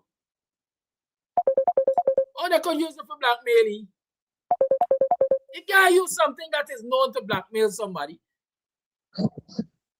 It's skeletons in your closet, people that's used to blackmail you. And so I want to ask Ali this morning. He's talking about a message or messages that he received from Shel Mohammed threatening him to release certain recordings. Azudin didn't release any recording. Azudin spoke about a farm. Ali, Mr. President, what are those recordings that Shel Mohammed sent to you that is seemingly being used to blackmail you? Release them, let we hear them, and let we make the judge as to whether or not it's incriminating information or not. Call you on. Good morning. Greetings, my body. Happy or strong in advance to you. And may the Lord continue to guide you and protect you in all your endeavors. I know the tough road ahead of all of us, but we got to stay strong and stay blessed. Big brother, let me tell you something. We know what happened in the past. We all understand what's going on. But a lot of us turn a blind eye to a lot of things. Since 2020 now, the amount of things that's happening in this country in front of us eyes. The amount of killing, shooting, police this, police that, double day problem, Linden, all over. You could think about Bolo's house, Bolo's people, all kind of thing. What we expect at the end of the day? What you expect at the end of the day? Just for you have here, I expect gonna happen. No. My problem is that we Guyanese, these intellects, all these liars and doctors and magistrates, far brilliant than our president, sit down and accept these things from a dunderhead. How can you pronounce proper words as president? Now you imagine the Suriname minister say that they're building the bridge by themselves. When we journalists ask the president of foreign affairs minister, they deny it. One Halloween, one Halloween, never hear nothing. And a couple days ago in St. Lucia, the Prime Minister for Suriname tell the world that they're building the country by themselves. And our government knows since February month. Now, I don't have a problem with them saying, no, when people build this bridge from Suriname, where this bridge landing? In Suriname? From Suriname to Suriname? Who give them permission to let this bridge come to Guyana? Not the same government here. Mr. Amsterdam, I want Guyanese, all these James Bannon, Leonard Scragan, and Pugiro, all of them who claiming the bread. Understand. Forget about your little pickings where you get in and understand the future of this thing. Our future generation will come in. This money was wonderful. We'll prepare your children for the future. But it's hardly finding homes. You have the collaborative effort among a man and a woman where children is concerned making decisions. If a mother form in making decisions, the father against the mother. If a father making form decisions against for the child future, the mother against the father. But what you're saying is right. We got to understand that if we want the best for our children, we have to make strong decisions. Even you say, even though your child in make, she went food, she got to make the cupcake. You don't bully, you want to know. At the end of the day, she have to be responsible in different areas. If just what you say, if the government feel like she could fall back here and still make a dollar on her own. I love what you're saying. It is hard, but we understand. We mindset is different. That's why you see these things happening to us today in this life, Mr. Amsterdam. I see it every day. Every day I see it on the road. When you talk, they vex you, talk, they cuss you, you talk, they build you. I don't know what more to explain to these people where we going. That when you talk to them, me got time with them. Yeah, I got time with them. I got to do. I said at the end of the day, you're gonna suffer. See what happened in Netherlands? Two young men got shot down. You hear what the sister saying? He was a good boy. You hear the mother say? She never knew there nothing. Who dead and gone? To future of who is African race. Because why? The system give each other the power to destroy ourselves. It's a sad situation in this country today. Guyanese, saying again, Guyanese, let me stop this issue and deal with issues as it is. Unless you Ghanaian a whole, we can be no class, it's we can be no class. Being focused. How, Mr. Amsterdam? Thanks for the time. It is so sad. It is so sad. It is so sad. Every single day, every month, every week is a problem when these people in power. Never got a month of peace in this country since people go back in power. Never ever got a month of. I give it a month, being a week, I give it a whole month, which started 29 or 20, there was everything. Never had peace in 1 month. This accident, shooting, somebody tap somebody. That's what's going on. Blood got to shed. Because the people are evil. And the only way they could stay in power, blood got to shed. Who is shedding the blood? The Billion Road for you kill yourself. You're smart enough to understand that the road is there. Use it wisely. Welcome, my brother. Have a blessed day. Peace out to you.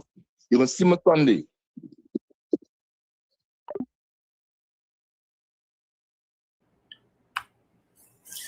Thank you for your call. I see somebody saying, listen, first I see somebody say, all right, let me answer the PPP representative. He got it. Good morning, Mr. PPP. How are you? Welcome to the program. Good morning. Good morning, Brother Amsterdam. Let me wish you, give you a happy birthday, early birthday wish. All the best for your birthday coming up. and may you live to see many more. Mr. Amsterdam, I want to use you as an example. Great, as a matter of fact, great show this morning about growing up your children and things. Under this big bad PPP, you were able to grow two decent children, educated children, children that got good manners, right? And under this PPP, you were able to do that. I wish all the other listeners and everybody here can take an example out of your book and do that for their children. Mr. Amsterdam, the children of Buxton lost a great opportunity when you closed that school down. And I encourage you to open back that school. And all the callers this morning are complaining about the president farm. You know, in other country like them African country and so on, them president own Isle Blacks and all that thing. We lucky in Guyana that President Alina got 2-3 Isle Black. And one caller calling for the president to put out the banking information out there. Let the one who make the accuse the president of 150, where he value or who value the president land for a couple $2 billion. Let he put a document which valuation officer value the president land for that. And Mr. Amsterdam, every single morning, you got a lot of callers. Well, I ain't gonna mention name, including you. Like whether I use the word coolie or coolie, like yeah, I just feel real big and bad.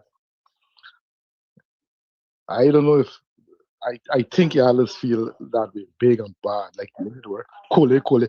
Because as an educated person, you can use better language. Caller, are you usually offended when I say black man? You shouldn't be saying that too. You can't tell me what I should say. No. I mean, I'm asking you, are you offended when I say black man? Yes. You are offended when I say black man? Yes. Right. Guyanese. When you put it in your pipe and smoke it, I'm going to continue to say black man and I'm going to continue to say coolie. Because those are part of the local vernacular. No. If you know the meaning of the word. This is not decoding, not new. This big word, vernacular. I got a friend say, when she read it, she come across big word, she used to say, whoop, saki. You know, man, you're a well-educated person. You can do a better show. You know, I thank you for taking my call and all the best again for your birthday. And you have a blessed rest of the day. I hope it's coming from a place of purity. Because some of y'all got snake tongue. Nevertheless, the man said was able to raise good children under the PPP government. Government don't raise my children. Government don't raise my children. That's the difference between me and maybe many other people. Government don't raise my children. I'm responsible for raising my children. And the children of Buxton, according to him, suffered a grave loss when I closed the school. If the government was providing the quality education that children deserve, they would not have suffered a grave loss because I closed my school. Government has a responsibility to provide quality education for the children. Encourage your thieving friends in the government to provide good education, good quality education for the children of Buxton, not only Buxton, but across this country. If you can't do that, as old people would say, I say decently, kiss me neck. Call you on. Good morning. Good morning, Brother Kadaki, and to your wonderful listeners and viewers here. The reason for me calling Kadaki is in connection with what the president came out with yesterday. Another act of disrespect to the people of Guyana. I have listened to that recording, and to be honest with you, it is sheer rubbish and nothing that makes any kind of sense to me as an educated Guyanese. Mr. Mohammed would have shown this entire world this massive development on this 150 acres of land. You came out, you say what you had to say, that look, you took huge loans. Now, Kadaki, if you take huge loans, you're sitting in the seat of the president, the highest office in this country. And by right, you should have some sort of evidence or backup to substantiate what you're saying. You would recall, Kadaki, and I guess your listeners, when Jagio came out in December of 2019 accusing me of being corrupt, accusing me of having three house lots. What I did, Kadaki, immediately I pushed back. The next day, I came out with a press conference and I was able to show the entire world that I only have one title to a plot of house lot that I got from housing. What I followed, what I did, I took Jaguar to court.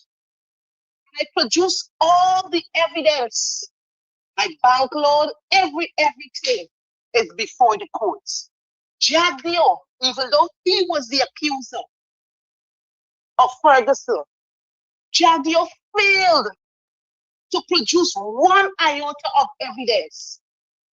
So therefore, with all these minutes from Susan Rodriguez, what's this guy named? Zulfikar, even Ejel, who came out with some quotation from Revelations 12 there.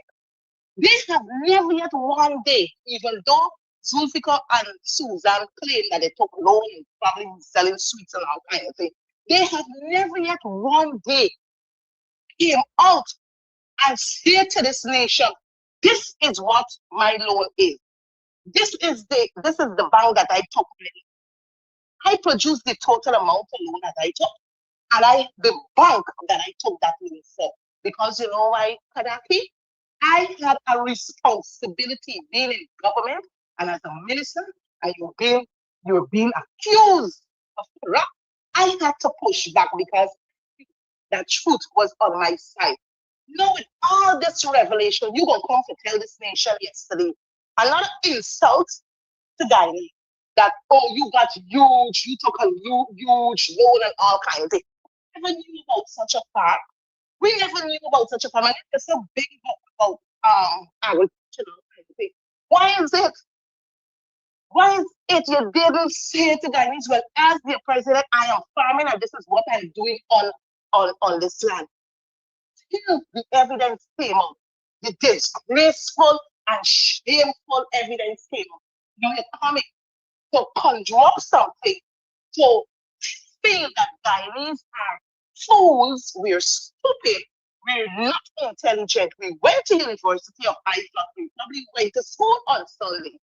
And so whatever you put out there, we're going to swallow it. Well, many Guyanese have seen this government, especially for who they are and who he be, right? And I trust that many Guyanese will push back, and every Guyanese should at this point in time say that we must ensure that the president's bill is killed. It is time that we should even go further, Kadaki. We should call for Ali to resign. But you know there will not be any actions because he couldn't ask Barra to resign when Sue came in. He couldn't ask Susan Rodriguez to resign. He couldn't ask Zulfikar or Ejel to resign because why? They're all guilty of being corrupt. That is who we have in government. So I trust again Kadaki, Chinese eyes open, and we speak out more and we push back against this government. The caller before me was right. From the time this government came to power, there hasn't been a peaceful day, month, year under this government. Every day is something different. So with all these infractions against us, with all these major corruption, it is time we say we had enough of the PPP. It's time we mobilize, it's time we organize and have peaceful picketing exercises against this government, man. Don't care how small we may start. And, the message will spread eventually and people will be able to come and join with us. We cannot continue like this as Guyanese. We cannot continue to accept lies and believe everything that this government is saying. We have seen them for who they are. And I'm saying it is time we say to this government, y'all, it's either y'all go or something gotta give. Something has to give, Kadaki. So I would just wanna I thank you very much for allowing me the opportunity to add my voice to this conversation. Blessings.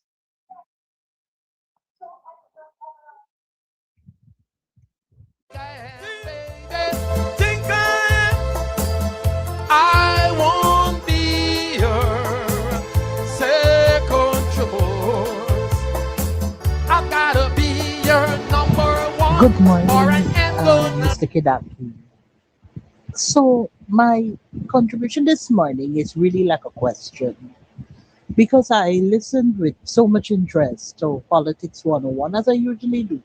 But even after Politics 101, my mind is confused, and here why. How did we as a nation move from farm leases, loans, transparency, land allocation? How did we move to blackmail, voice notes, and charandas and a national security threat? As a citizen this morning, when I woke up and I went through, I'm confused and I'm very unsettled, and I want to share this, not to heighten anxiety to the Guyanese, but I want us to get past the fluff. At this point in time, don't focus on Azruddin Muhammad because he's not the focus. What we're dealing with here is some very deep issues, and I urge everyone to take the time, whether you support the PP or not, because I do not support it. Listen to President Ali's 12-minute statement, because line by line, precept by precept, you are everything that came out of the president's mouth needs a commission of inquiry. Every sentence, because it gets deeper and deeper. The president has not only given himself land, mystery resources to develop a state of the art land. The president is actually a vendor. The president is actually competing in the marketplace against the same citizens who complain about the cost of living. The president identified vendors that he's selling to, that we go in supermarkets and buy from. The president is saying he has investors in this farm. Investors need a rate of return on investment. Look, Guyanese people, simple people like myself, taxpayers, I'm at work now. We need to really digest what is going on in this country because it's really, really, really bad. I urge everyone go back and listen to the president. You know, listen, there are many ways of choking a dog. Many, and let me say, I'm not promoting animal cruelty because I know the animal lovers don't come out and tell me so. I grew up hearing that there are many ways of choking a dog. It's our way of using parables and proverbs of saying that there are many ways of punishing people and things for misbehavior. Right? Let's call it Ganga wait.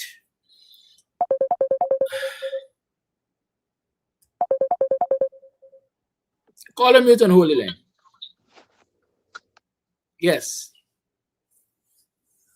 If the president is bold enough to say he's selling his chicken to Bounty, yes, Bounty does buy chicken from contract farmers. Let me don't run from that. I know though. Bounty buys chicken from contract farmers, right? But if the president is bold enough to say, I'm selling me chickens to Bounty, and Guyanese believe, like I believe, that the produce of that farm is as a result of the president involving himself in corruption, then boycott Bounty chicken. There's a way of punishing the president.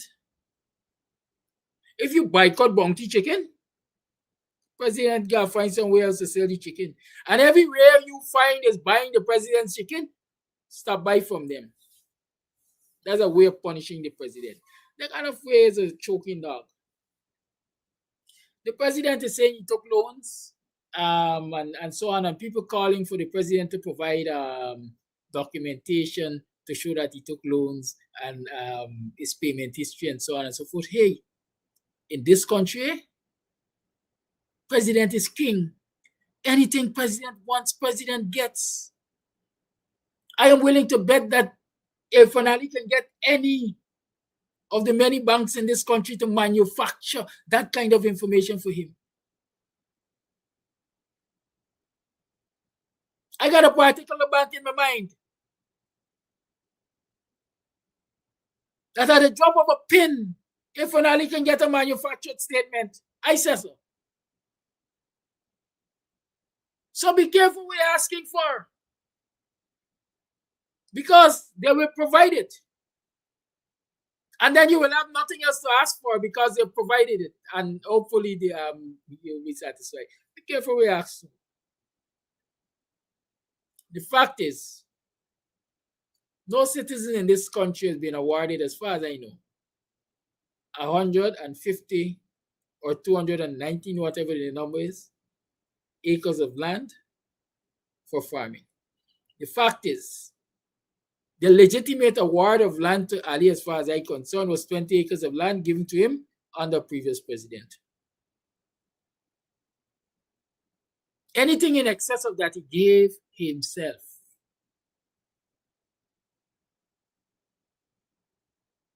And if you take something without permission, you're thief. Call it on. Speak. Morning, Kadaki. That morning, donkey, right?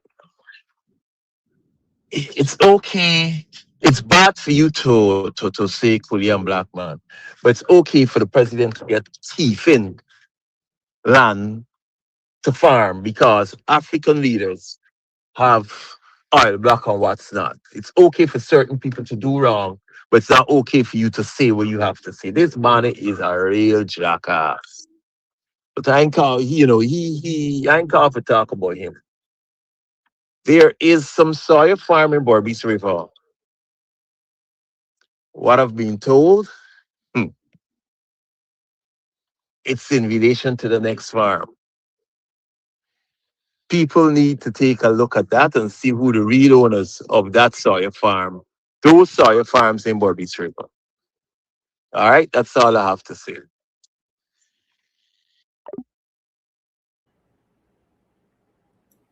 Thank you for that call. A previous caller, our morning jester said that other presidents got oil block and we should be thank God or something. So, who say Ali ain't got oil block? We don't know. Just as we didn't know that he got 150 acres ranch. We didn't know though. You know, when Guyanese realized that the PPP under Jagdio, I think, had given away all of the frequencies for radio and television in this country to the PPP friends, favorite, and family when they left office. I remember that. Can you remember that it is until I think the APNU, the coalition, went into government, Guyanese got a very clear picture of how the frequencies were distributed in this country when it comes to radio and television station?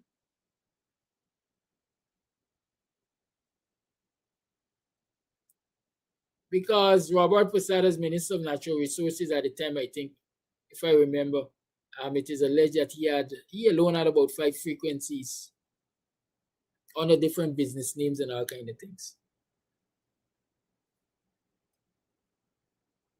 Right now, you go to the National Frequency Management Unit, NFMU, and they're going to tell you they got frequencies. But Guyanese didn't know that all the frequencies were tossed up among the PPP boys. So we don't know if you finally got oil block. But one thing I know, and I've always said to you, is the PPP doesn't give anything to businesses without getting a cut in it. Either they get it as an immediate drawback or they get shares in the business. So y'all ask, what if finally get? Or what the PPP friends and favorites and cronies got? Right? Call you on. Good morning. Hello. Good morning, Mr. Kadaki. Good morning. Happy birthday. Thank you. Mr. Kadaki, I called to give you thanks because I called you about my grandkids there, but with line, and the other day, they call them and you collect the money. Thanks for your program. Mr. Kadaki, I'm playing and asking if you could get some PNU members and WPA members to come and see the situation what's going on up currently. The PPP insists to pass the creek water to come to Lancaster to go out on the seashore. These people, they are clearing their area to make their farms and the fish farm and the ranch farm. This advantage taken on this what I want to say, these black people that are behind them is fools. They're donkey, I'm telling you, Mr. Sadaki. These people using them. And I have more to come and tell you there what's going on of the quarantine here. It's disadvantage when they make that the water come through. The water goes up to our village. And the people at NDC has two drinkers, and they're both sides, the PNC and PPP. Look, this is what get me so I guess God thanks that my grandkids they have education. That they could open their eyes and see what's going on. It's advantage. You could find out Arkline Estate, the one from Bluefield Mustafa, he got all Arkline Estate planted by state. They put out all the people them for the planting deal. I want Mr. Campbell and them to come up and Mr. Tadet, they then come and take a walk, at least to pull down and see the street that they're talking. Leave them there underwater. Why they pass it from Bluefield or Arkline? You could have passed it there to Bluefield or Arkline, but all of their plans, they're making fish farms, they're making ranch, they're doing all sorts of doing that, and this black fool running behind them. That I wanted Mr. Dr. Love. I want to meet you face to face and tell you where nigga there. They're black man there. All right, Mr. Amsterdam, I really and I this morning. All right, bye.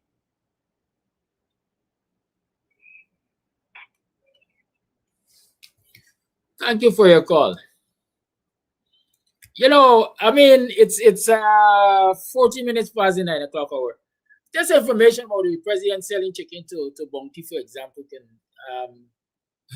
start a whole new program. Because if the president is supplying Bunty with chicken, it means that small farmers are getting shut out. Because as the president, and I say the president gets what the president wants. And so if the president wants Bunty to buy chicken, Bunty gonna bend over, backward, sideward, this side, that side, yeah. So to keep the presidents happy.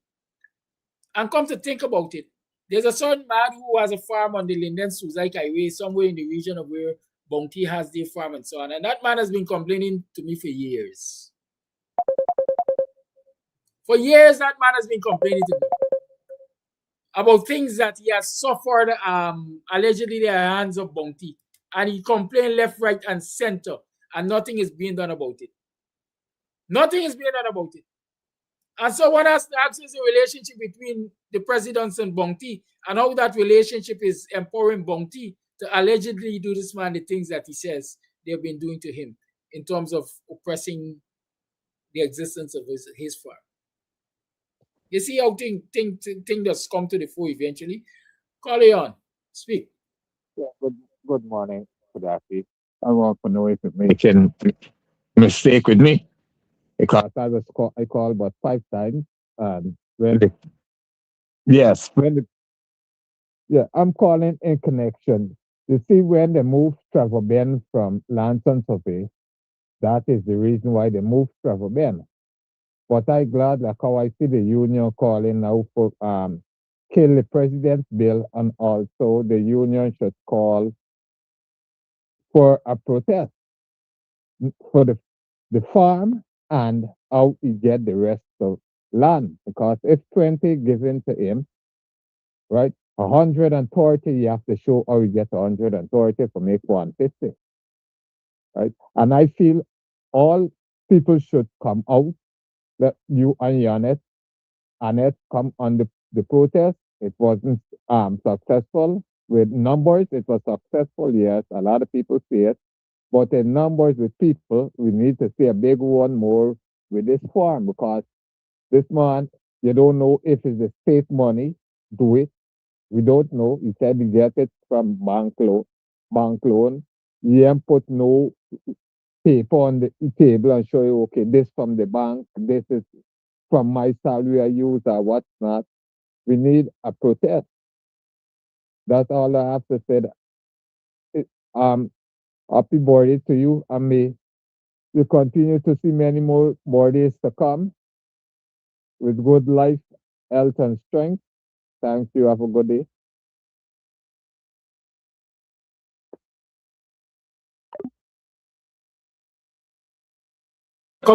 Thank you for your call. I have a couple more voice notes to play. Y'all please permit me to play them. Because of course I need to get out of this program. Good morning, Mr. Kidaki. So my contribution this morning is really like a question because I listened with so much interest to Politics 101 as I usually do. But even after Politics 101, I Kadaki, blessings and good morning to you, my brother. Blessings to our listeners from the diaspora and listeners from the four corners of the globe. Kadaki, democracy is well and live in Guyana. Democracy is well and live. I remember before Efan Ali swearing in as a president, he said democracy is well and live in Guyana. That is what you call democracy. And he's speaking about his conscience clear. Efan Ali don't have a conscience. Efan Ali doesn't have a conscience. He is the president. He is the serving president. And he knew that Efan Ali was accused for murder. He was accused for kidnapping and all these illegal stuff. And you as a serving president didn't do nothing. That is what you call democracy. That is democracy. And when you listen to the man talk, you could naturally see in his eyes that nothing is above board. Nothing is above board. I remember when he was campaigning for the election, he was speaking about he want the next 5 years, he want the next term. Them things that he doing, that is what he wanted the next term was to do. But trust me, you see this one? If Guyanese people don't get off their butt and remove them criminals and gangsters from office, well, all hell will break loose now. By all means necessary. If people have to die to remove him, them people have to be removed because things not nice. Things not nice. Karaki, I'm out and listening. Karaki, blessings and good morning, my brother. Blessings to our listeners from the diaspora and from the four corners of the globe. Karaki, democracy is well and alive in. Hi, good morning, Kadaki. Good morning, Kadaki. Kadaki, I feel Guyanese as a whole missing a very important point here, because everybody wanted to give Mohammed flowers, like if he just discover the West Indies, because if they listen to Ali properly in the video, I mean, he spoke a lot of nonsense, yes, but if they were listening to Ali properly, Ali said clear that Mohammed would have visited that farm years ago and said, "Whoa, boy, this thing making a lot of money." So the point or lesson learned from this is that Mohammed had known about his farm years ago and now run to the front as if he now discover Ali has this farm. You know what I'm saying? As if Ali now has this farm. Or like Ali now like he now discover Ali got this big, how much hundreds of acre farm when he knows about it years ago. You understand? So I guess this is why Ali used the word blackmail. You understand? I guess this is the context in which blackmail is supposed to fit in. And I want Guyanese to get it right. And really and truly get it right. Because to me, they get it completely wrong. They're looking at the nitty-gritty of this whole shenanigans here, Kadaki. This man say he had the farm for years, right? Ali had the farm for years. Muhammad visited the farm. They were friends then. Right now in 2026, when apparently Muhammad can't get away, right? He now come like he discovered this farm, right? To get some clout or to pack with the Guyanese people. I will not have it, my brother. I got better sense than that. So Guyanese, Yahweh. Thank you, Kadaki.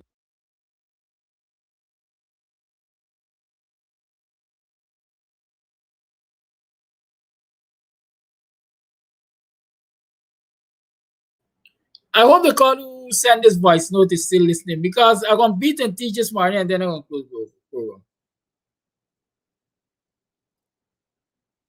I hear a lot of people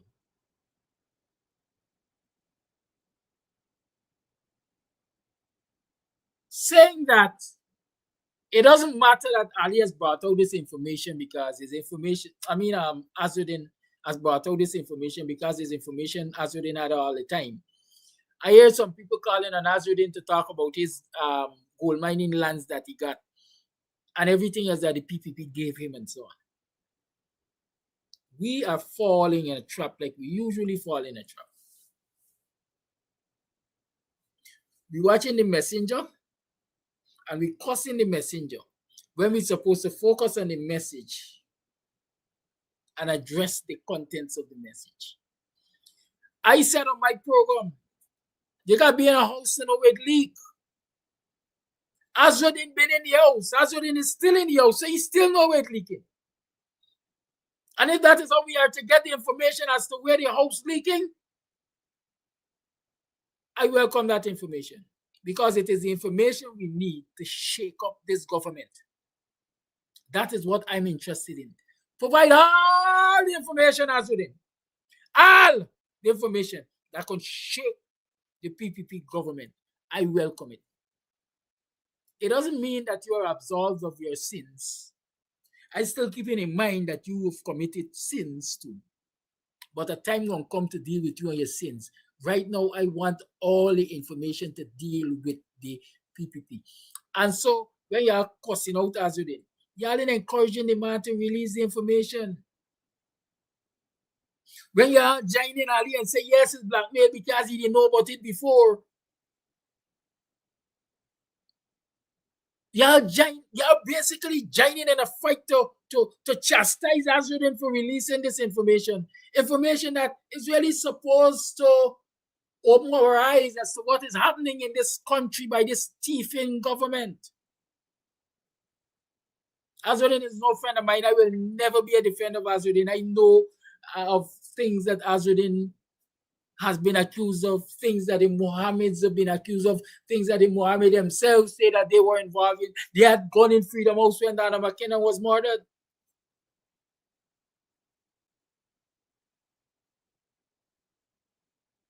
That's a different time.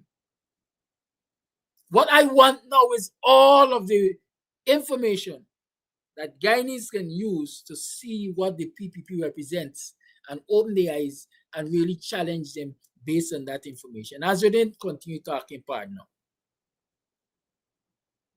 I want to know the circumstances of Donna McKinnon murder. I want to know the circumstances of Sasha murder. I want to know because I received some information recently that suggests the police were involved in a massacre at Luzignan. I want to know about that because recent information suggests that the police were used to create mayhem at Luzignan in the massacre in the hope of creating ethnic strife in the country because the PPP at that time believed that they were losing it all. The possibility is as we didn't know about that. As you didn't tell me about that, we want to know about that.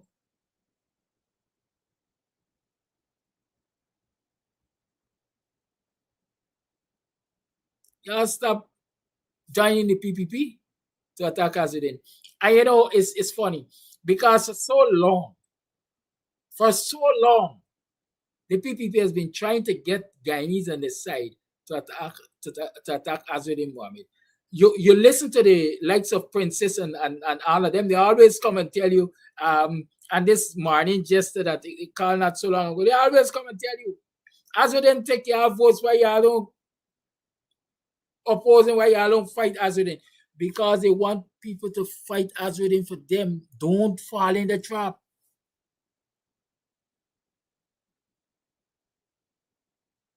Don't fall in the trap. I want all the juicy information come and let us take the juicy information and fight Ali and the rest of the PPP.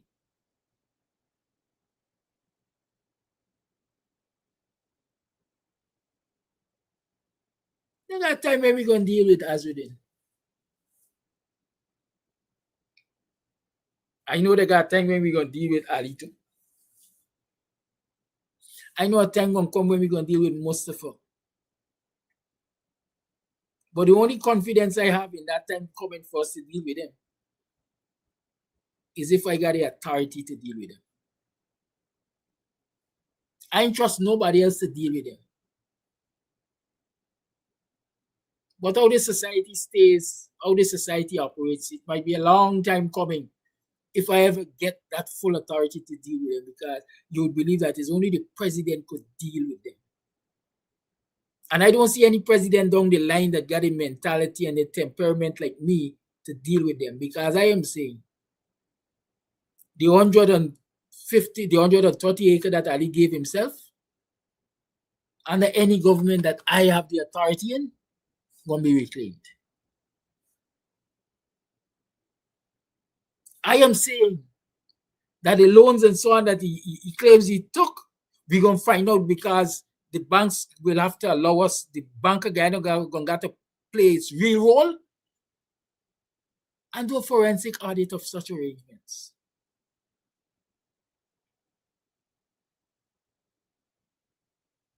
You can understand how these people using your resources against you.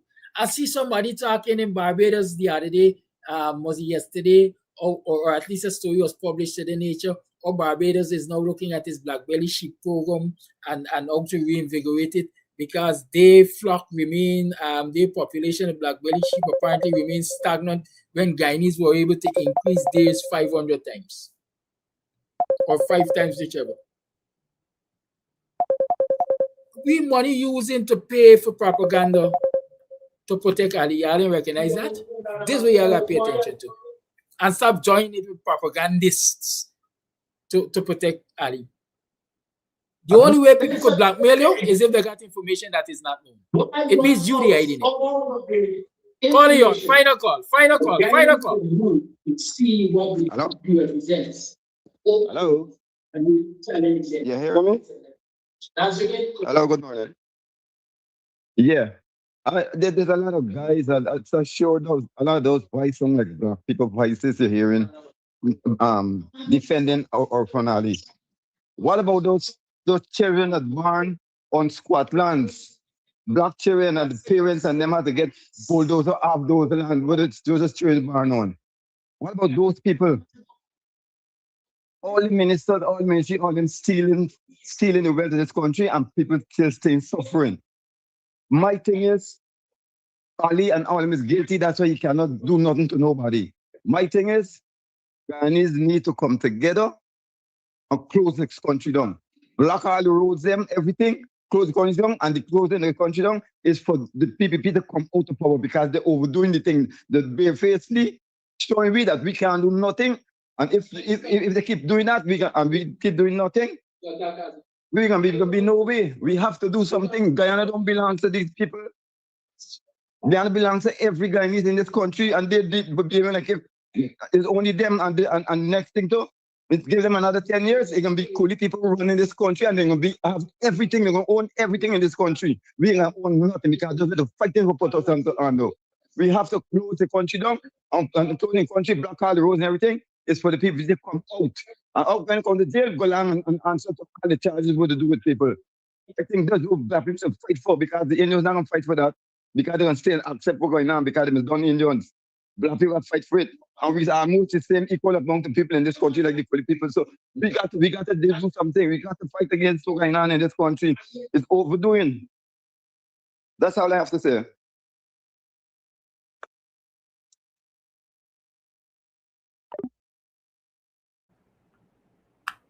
Thank you. Is there any integrity at the Integrity Commission? The people at the Integrity Commission might not even be able to defend their own integrity. So I know what kind of integrity we're talking about. Anyways, it's time for me to go. And I will leave you with that which I promise I will try to do on a daily until such time that I think it's time for a change. Sparrow for you.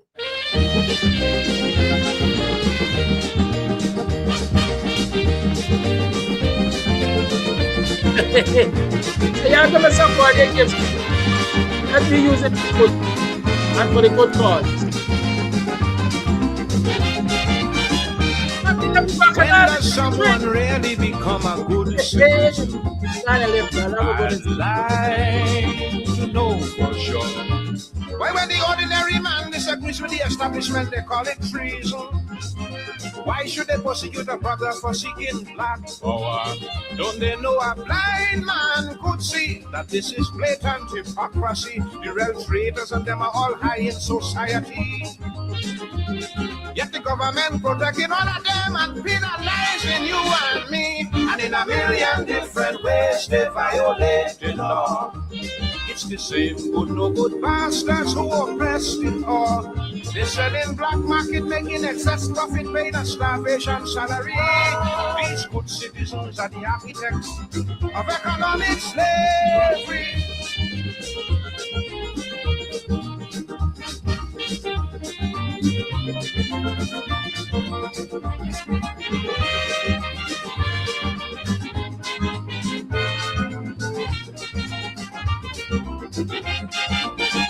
They say you have the right to criticize, but then you are victimized, and without any reason.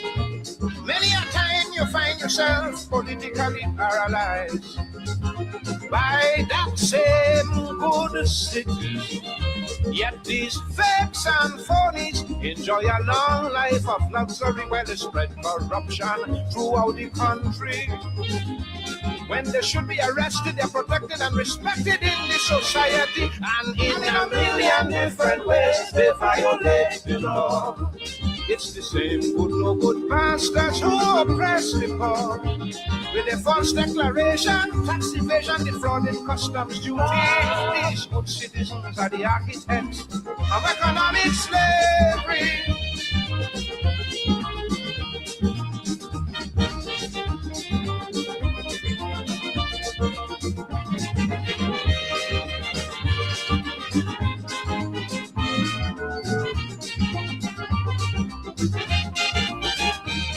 In lust and greed and fraud and strife, they specialize. Double deals, they idolize. If you're brave enough to open your mouth and criticize, one time you are ostracized and or victimized. Still they go unpunished and unaccused of any crime, while on the backs of the ordinary man these vultures climb. They use the riches and the power, make a mockery of the law, and have the law protect them same time. In a million different ways they violate the law. It's the same good no good. Controlling, bootlegging, dope peddling, prostitution and piracy. These good citizens are the architects of economic